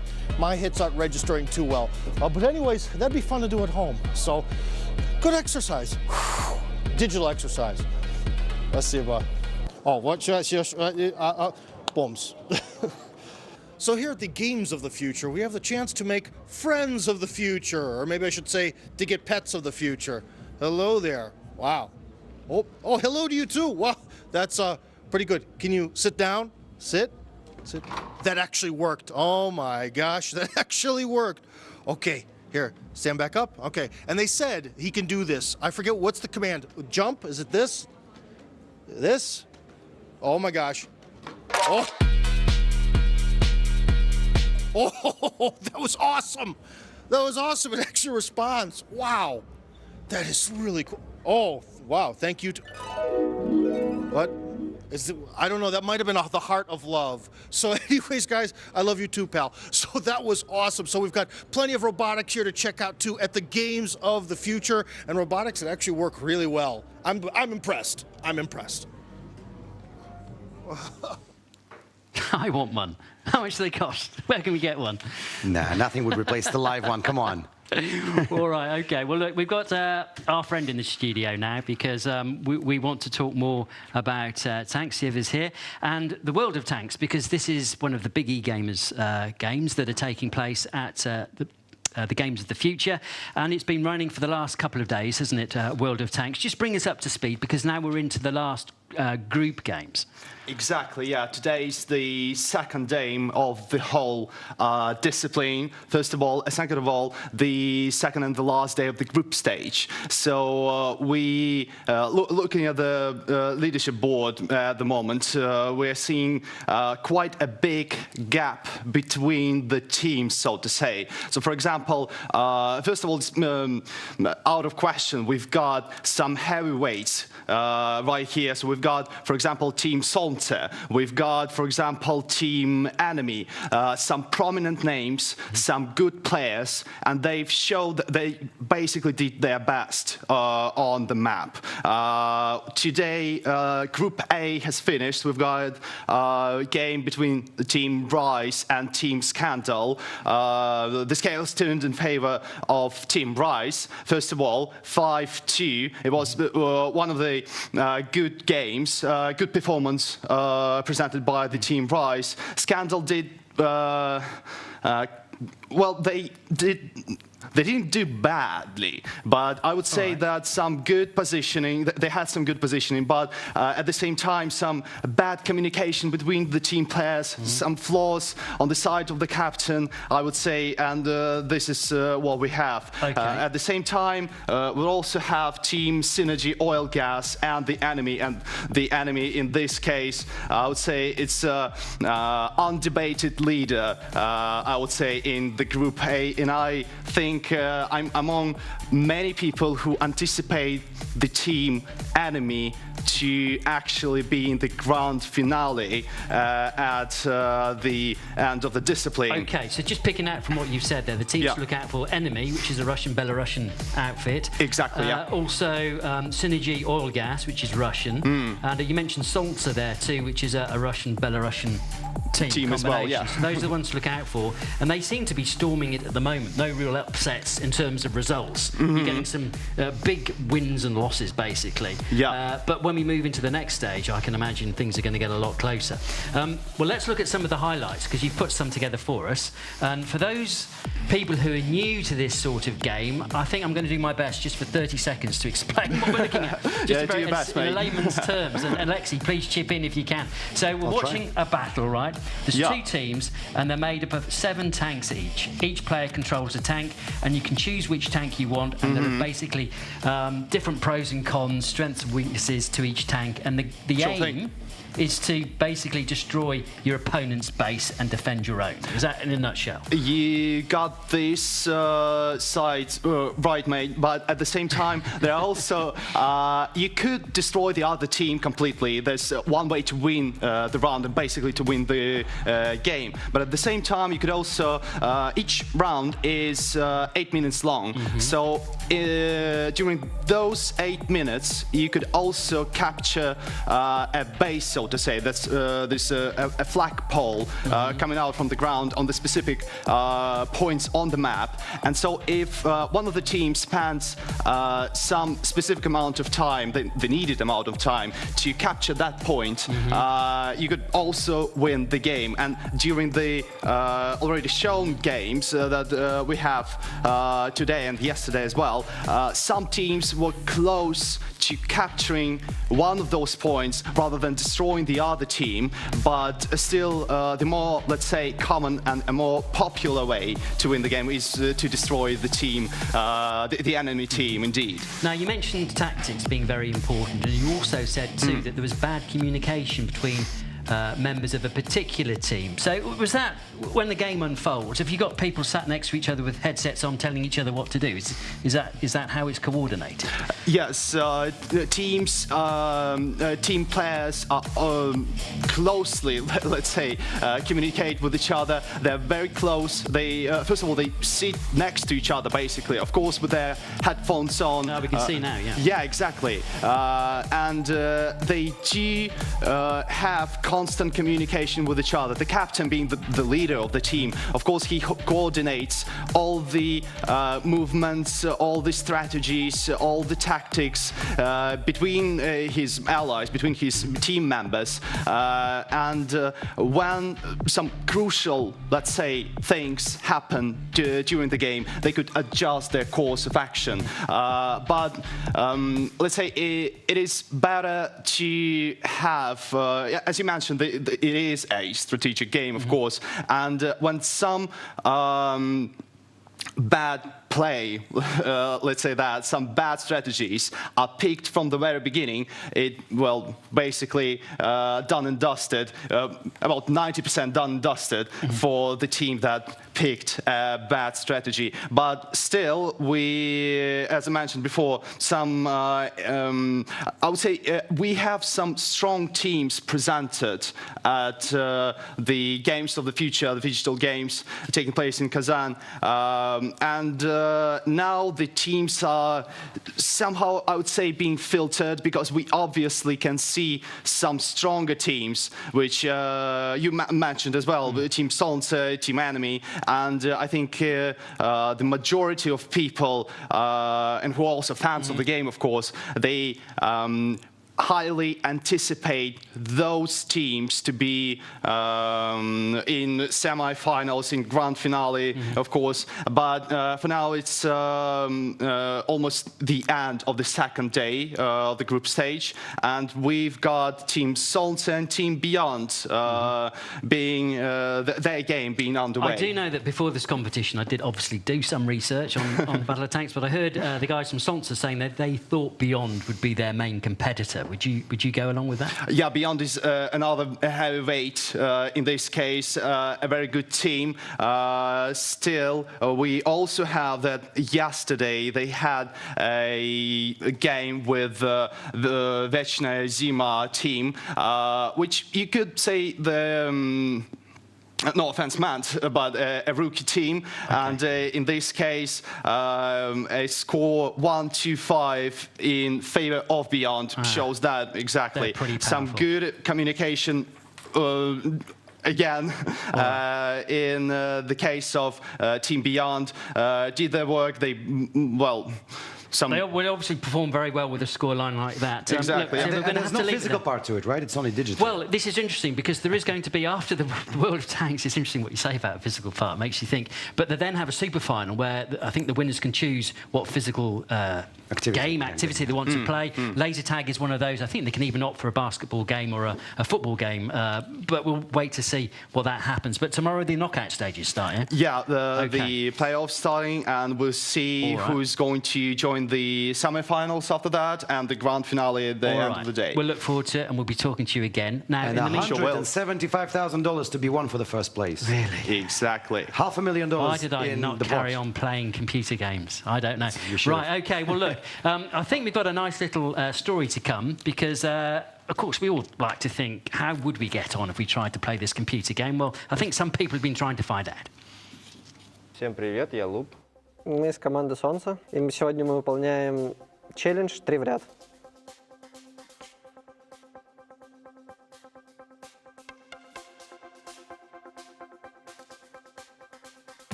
Давайте тяж Америки, пусть будет Йох. Давайте средний танк Германии, Леопард 1. Раз, два, три. Начинай. Танк 705А, очень крутой, ездит быстро, танкует нереально вообще. Я беру Мауса, значит. Самый большой, самый бронированный. Будем, кстати, использовать его. Такой вот инсайт. Давай на цвифа. Раз, два, три. Я на тяжелый танк Германии пишу Маус. Угу. Но я твой Маус порву своим объект 268. Я, наверное, выберу Е5. Но я тебя включаю жестко порву на Е7. 2, 3. Ладно, давай. А я выберу средний танк Е50М. Выбираю ПТ немецкую, то у меня есть там тиммейт очень жесткий на ней. Так, нужен тяж. Давайте Маус. Мне, чтобы не проиграть, нужно выбрать тяжа советского. Это, очевидно, ИС-7. Это классика, это дедушка. Давай. Германия, танк ПЗ-7. А я вот, знаешь, что возьму? Я вот возьму американская СТ-ха, Паттон. Очень классная СТ-шка. Разваливает в рандоме просто все. Слушай, ну тогда я, наверное, на ПЗ-100 сяду, и ничего ты не сделаешь, дружок. Я тогда тебе отвечу Е3. Я напишу Е7, советская имба. Еще есть одна имба, немецкая. Объект 268, вариант 5. Эх, блин, выдалась у нас с тобой дружественная ничья. Т-110 Е4. Выиграл. Вот что-то тут зачеркнул. Было сложно. Я тогда отвечу Е50М. Так, у нас ничья получается, потому что мы одна команда. М48 Паттон. Надеваем. Обычно у нас боевая ничья. Наверное, врать не стану, скажу 60 ТП, признаюсь всем. Ну, Йоха апают, и будет Йох, наверное. 60 ТП Левандовский, Польша, 10 уровень. Тяж. АМХ-50Б. Французский тяжелый танк. Ну вот из этих танков всех самый лучший, я думаю, это Т-110 Е5. У него есть броня, скорость, классная пушка, ДПМ, точность. Мне больше из всех этих танков нравится Маус, потому что на нем можно затанчить, помочь команде, продвинуться дальше. ФВ-215Б. Тяжелый танк, универсальный. Всем пока, с вами была команда Солнце. Это была команда Beyond. Болейте за нас, мы, надеюсь, не подведем. Болейте за команду Rise. Я думаю, мы надолго останемся в ваших сердцах. Got a team of esport residents with us because next is Ilya. He's here to talk about Dota. Now, if you don't know what Dota is, effectively it's another multiplayer battle arena game, but extremely popular, extremely lucrative, and I would say this is probably one of the biggest games on the esports scene. Fair enough? All right, okay. Now, we've reached the quarterfinal stage. Just bring us up to date about what's happened so far today. Well, today we had 2 matches already concluded. First one was LGD versus Neon Esports, Chinese team versus Southeastern Asian team, and Invictus Gaming versus Entity. Again, Chinese team versus European team this time. LGD won 2-0 versus Neon Esports. They're leaving the competition, and the Invictus Gaming won against Entity. So there's no European teams left on the tournament. It's all China, Southeastern Asia, and South America. Right. Now, Peru. when I was talking to you quickly, when you were putting your makeup on, we were discussing, you know, OK, the Chinese seem to be storming through this competition. And you said to me, tactically speaking, because you watch this a lot, there's something very distinct about how the Chinese play this game. Just explain that. Well, they played systematically. You know, it's like watching a play on a stage, because they always know what they do. They calculate their every move, and sometimes I would say it's boring. It's still beautiful Dota. It's professional level of play, but sometimes eager for something random, for the drama, because Dota is so unpredictable. It's so unpredictable. Each game is something new because of the heroes and items and exactly. stuff. And the reason it's unpredictable is because we have a team of 5, but that team can choose. Each player can choose to be a character, but there's a whole range of characters, which in turn means there's a whole range of permutations possible on the battlefield when they come up against other characters. So trying to anticipate exactly what might happen is very difficult, and that's part of the attraction for people to watch it and so many people to play it. So I think right now on the screen we have highlights of today. That's the game of Invictus Gamers versus Entity. It was lost by Entity 1-2, and well, Entity won the first game easily, but on the second map I think they decided to relax, or maybe they couldn't put up with the pressure of it. And this is a crucial point in the game that we're watching. Yep, that's a team fight on the base of the Dire, well, the second team. Yeah, and here we see how it all ended. I think in a few moments we'll see how their Asian falls. Because, well, as I said, all teams play differently, but it's still beautiful. You can always learn something from them. So what have you learned from watching this? Well, I learned that this game was... Oh, they have mega creeps, and this game was quite long for professional Dota. But how long? Like 3 hours? Nah, 3 hours is well. Games longer than an hour are exceptional. Yeah, but the world record is, I think, like about 5 hours. Yeah, it was 5.5. Well, it wasn't just one map; it was 2 maps or 3 maps in a row. But in general, each round takes an hour to play, does it? And it's the sort of first to win 3 rounds, or best of 3 maps, as you call it. Best of 3 maps. Okay. Well, usually you can say whether the team is going to lose or win on the stage of picks and bans, because, well, Dota is a huge entertainment, and all the players are in the spotlight constantly, and people who watch this a lot, they know team strengths, team weaknesses, and they can tell whether player ever played this character or trained it, actually, because Dota players, professional Dota players, spend a lot of time training certain characters that fit their role, that they feel they can play. That's a huge deal in this esports.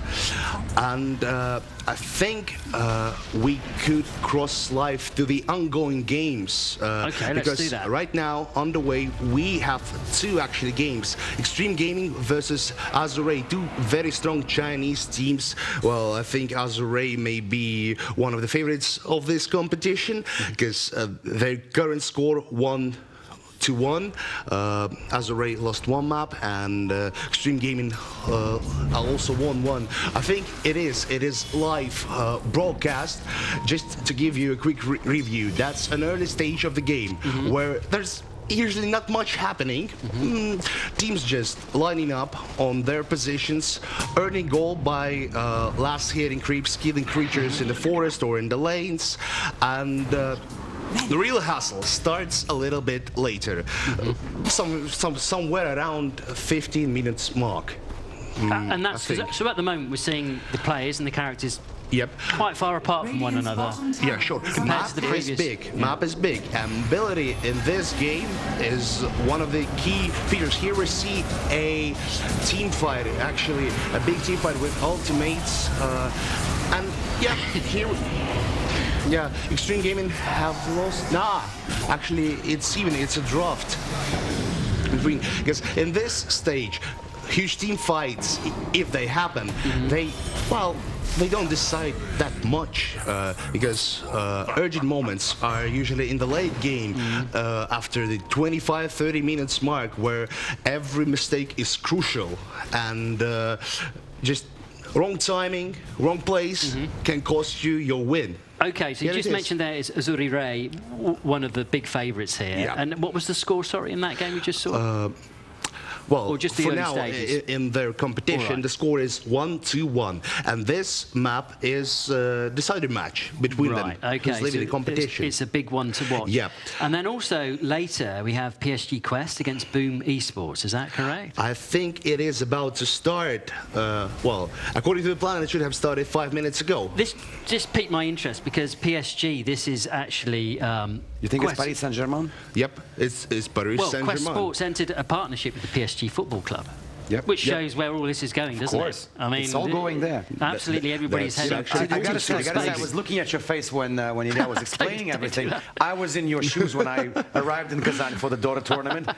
What is going on here? I mean, it kind of looks like Warcraft, which is the quiet for the last 10 to minutes. I mean, but like after 3 or 4 games, you actually get the hang of it. Because at the moment, I'm just seeing a lot of flashes. Presumably, I'll understand more. Well, you have to spend a few hours there. With maybe. you.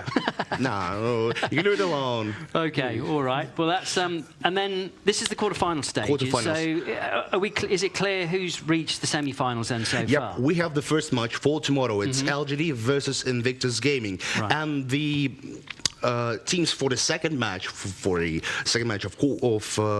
half finals, will be decided later after Extreme Gaming versus Azure and Paris Saint-Germain Quest versus Boom Esports.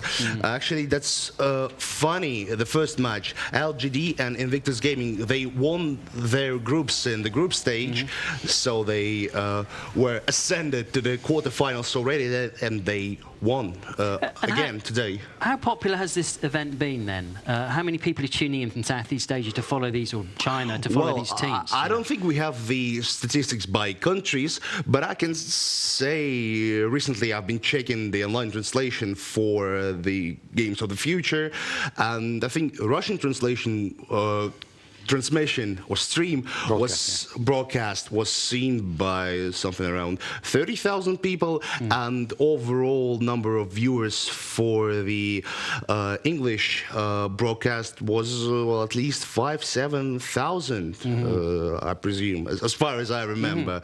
Well, yeah, but for all those who's interested in Dota, you can tune in to the Games of the Future on Twitch. Absolutely. There are many cases where millions watching this because it is one of the most famous things. Actually, my parents are watching football and stuff on their TV, and the viewer count doesn't count as a device.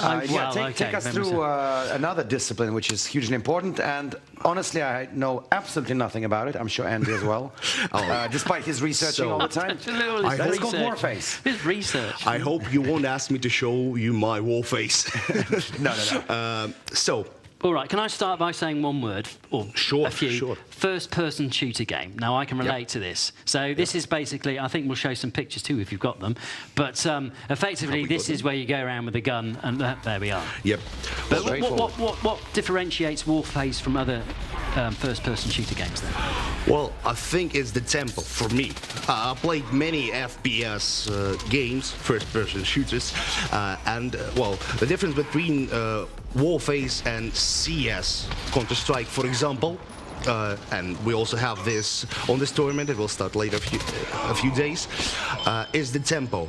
Because some games are more tactical, you have to choose your movements, your positioning, and it's a game of nerves, I'd say, because a wrong move and you're dead, and there's no respawn.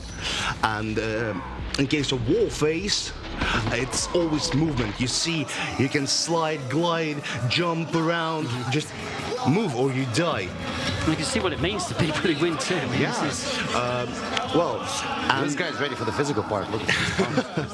Well, they're bulky and endure, I think.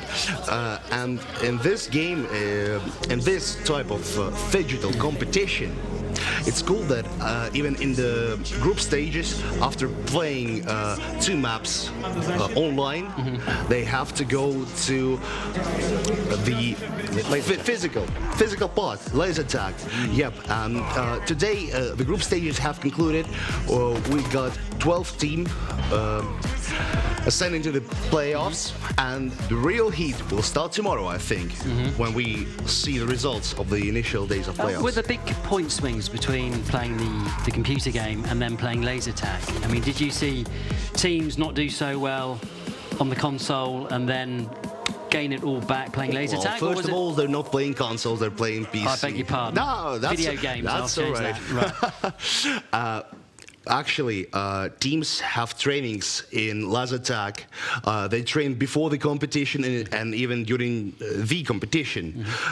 Each day, they go to the laser tag, put all their equipment on, and start shooting each other just to keep it, keep it good. And who are the favorites? I mean, who are the strongest teams around, and who are regarded as favorites to claim the main prize? For now, it's hard to say, actually. For now, we have to see the drafts for tomorrow. And interesting that all teams are Russian, as far as I can work out, pretty much. Yeah, they're mostly, they consist of mostly Russian players. There's some Belarusian. I think there were some players from Kazakhstan. Yeah, but it's a huge game here in Russia. So absolutely, and just picking up on what you said, it's rapid. I'm just looking now. Compared to Dota, for example, I mean, these rounds last 3 minutes, not an hour like you have for Dota. So it is rapid. But of course, then they go on to the purpose-built laser tag arena too. And the top prize is $87,500. Yeah, for the first place, for the winner. Yeah, for the winner. The overall pool is great. $250,000. That's one of the lower prizes. I mean, when you look at tomorrow's final, for example, in the ice hockey, $375,000. I would never say no to $87,500. Yeah. Especially playing a game. I mean, 87,000 anything. I'll just take it. Right. Well, is that you done, Ilya? Is that us brought up to date for today with the wrap-up of e-gaming? Good job, thank you. Lots to talk about tomorrow. You're educating us slowly, day by day, hour by hour. Oh, you're welcome. But we'll see how we go over the next few days. Now, I think we've got something to talk about next. It's volunteers at any games. These are hugely important people. We all know when we come out of the metro or the underground, we don't know where to go, how to get to an event. Or if you don't speak the language, you need to find somebody in a high-vis jacket to help you. And we've all seen people with those big hands and pointy fingers. They are called volunteers, and there's thousands of them in Kazan, and they've also received a lot of training, and there was a lot of competition to become one. Volunteers, my name's Tim. What's your name? Hi, I'm Mahela from Sri Lanka. Mahela, and thank you. Narpada. Also from Sri Lanka? Yes. Okay, cool. So how did you guys happen to come so far away from your homeland to do volunteer work? Yes, so we got to know this program Games of Future through FISU, because I'm working with FISU so for last 5 years, and then we apply for this, so and we want to take part as Kazan volunteers, and that's why we applied for this. And FISU is what? FISU stands for International University Sport Federation. Okay, and so what did you motivate you to volunteer, or are you two somehow connected here? Yes, she's my spouse. Oh, you're married. Okay. Yeah. So that makes sense, because before we started talking, I could see she kind of like started walking around to see kind of what's going on. So I assumed you were together, but you never know. Sometimes people are just friends. Yes. But anyways, what's it like living in Kazan? Have you been here for a long time before this started, or is this your first time ever being overseas? Yes, so for me, it's my 4th time in Russia and 2nd time in Kazan. So I was in Kazan back in 2018, where there was a FIFA World Cup, and it was in summer, but this time it's in winter. So it's a great experience for us, because in Sri Lanka, we don't have winter. So it's very, very warm out there, but here it's very cool. And in terms of the atmosphere and the people are very warm and very hospitable. Okay, cool. And, ну, как с русским языком? Получается? No. No. How's it going with your Russian? Is it going along? No. So I've been trying to learn Russian like for last 4 years, but still I'm trying. All right. Well, it takes time. It took me 20 years, and my accent is still terrible. So there you go. It's a lifelong process. Any more questions, guys? Are you happy? All right. Well, then, anyways, thank you very much. As we often say in America, thank you for your service. Thank you. Thank you. All right. And thank you for the opportunity. So we want to extend our gratitude to Kazan volunteers and also Mother Russia. Oh, so sweet. Nice to hear. But it's great. I mean, volunteers, it's a huge part, and often they're underplayed. You know, you don't appreciate the amount of work that's gone in to find the right people to start with. The interviews, hundreds of thousands, well, not hundreds of thousands, but hundreds of interviews have taken place, and it's been a long process over months to find the right people to get into Kazan. Obviously, the majority are from Russia, and the majority of those are from Tatarstan too, but it's great that, you know, to be able to find people from all over the world to come over. And many don't even realize that these other people are not getting paid for what they do. Volunteers. You know? Well, maybe we can crowdfund. It's in the word, volunteer. Crowdfund something for these volunteers that do a great job. Well, that brings us to the end of today. It's been great, hasn't it, Alexei? We've found out a lot. We found out who will be in the hockey final tomorrow. So we've got Cosmos versus Liga Pro. That will take place at 6 o'clock tomorrow evening. Of course, we'll be there live. We've also got a semi-final in Dota. We hope you're up to date with that. We're getting an education every day from Ilya, but he says the two big heavyweights for China will be going head-to-head in that. And, of course, the digital fighting, that's been a revelation today. People have loved it. That continues tomorrow. It reaches its climax too. So plenty to look forward to.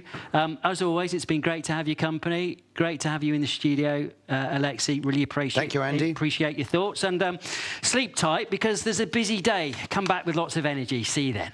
Have a great night, folks. Yay.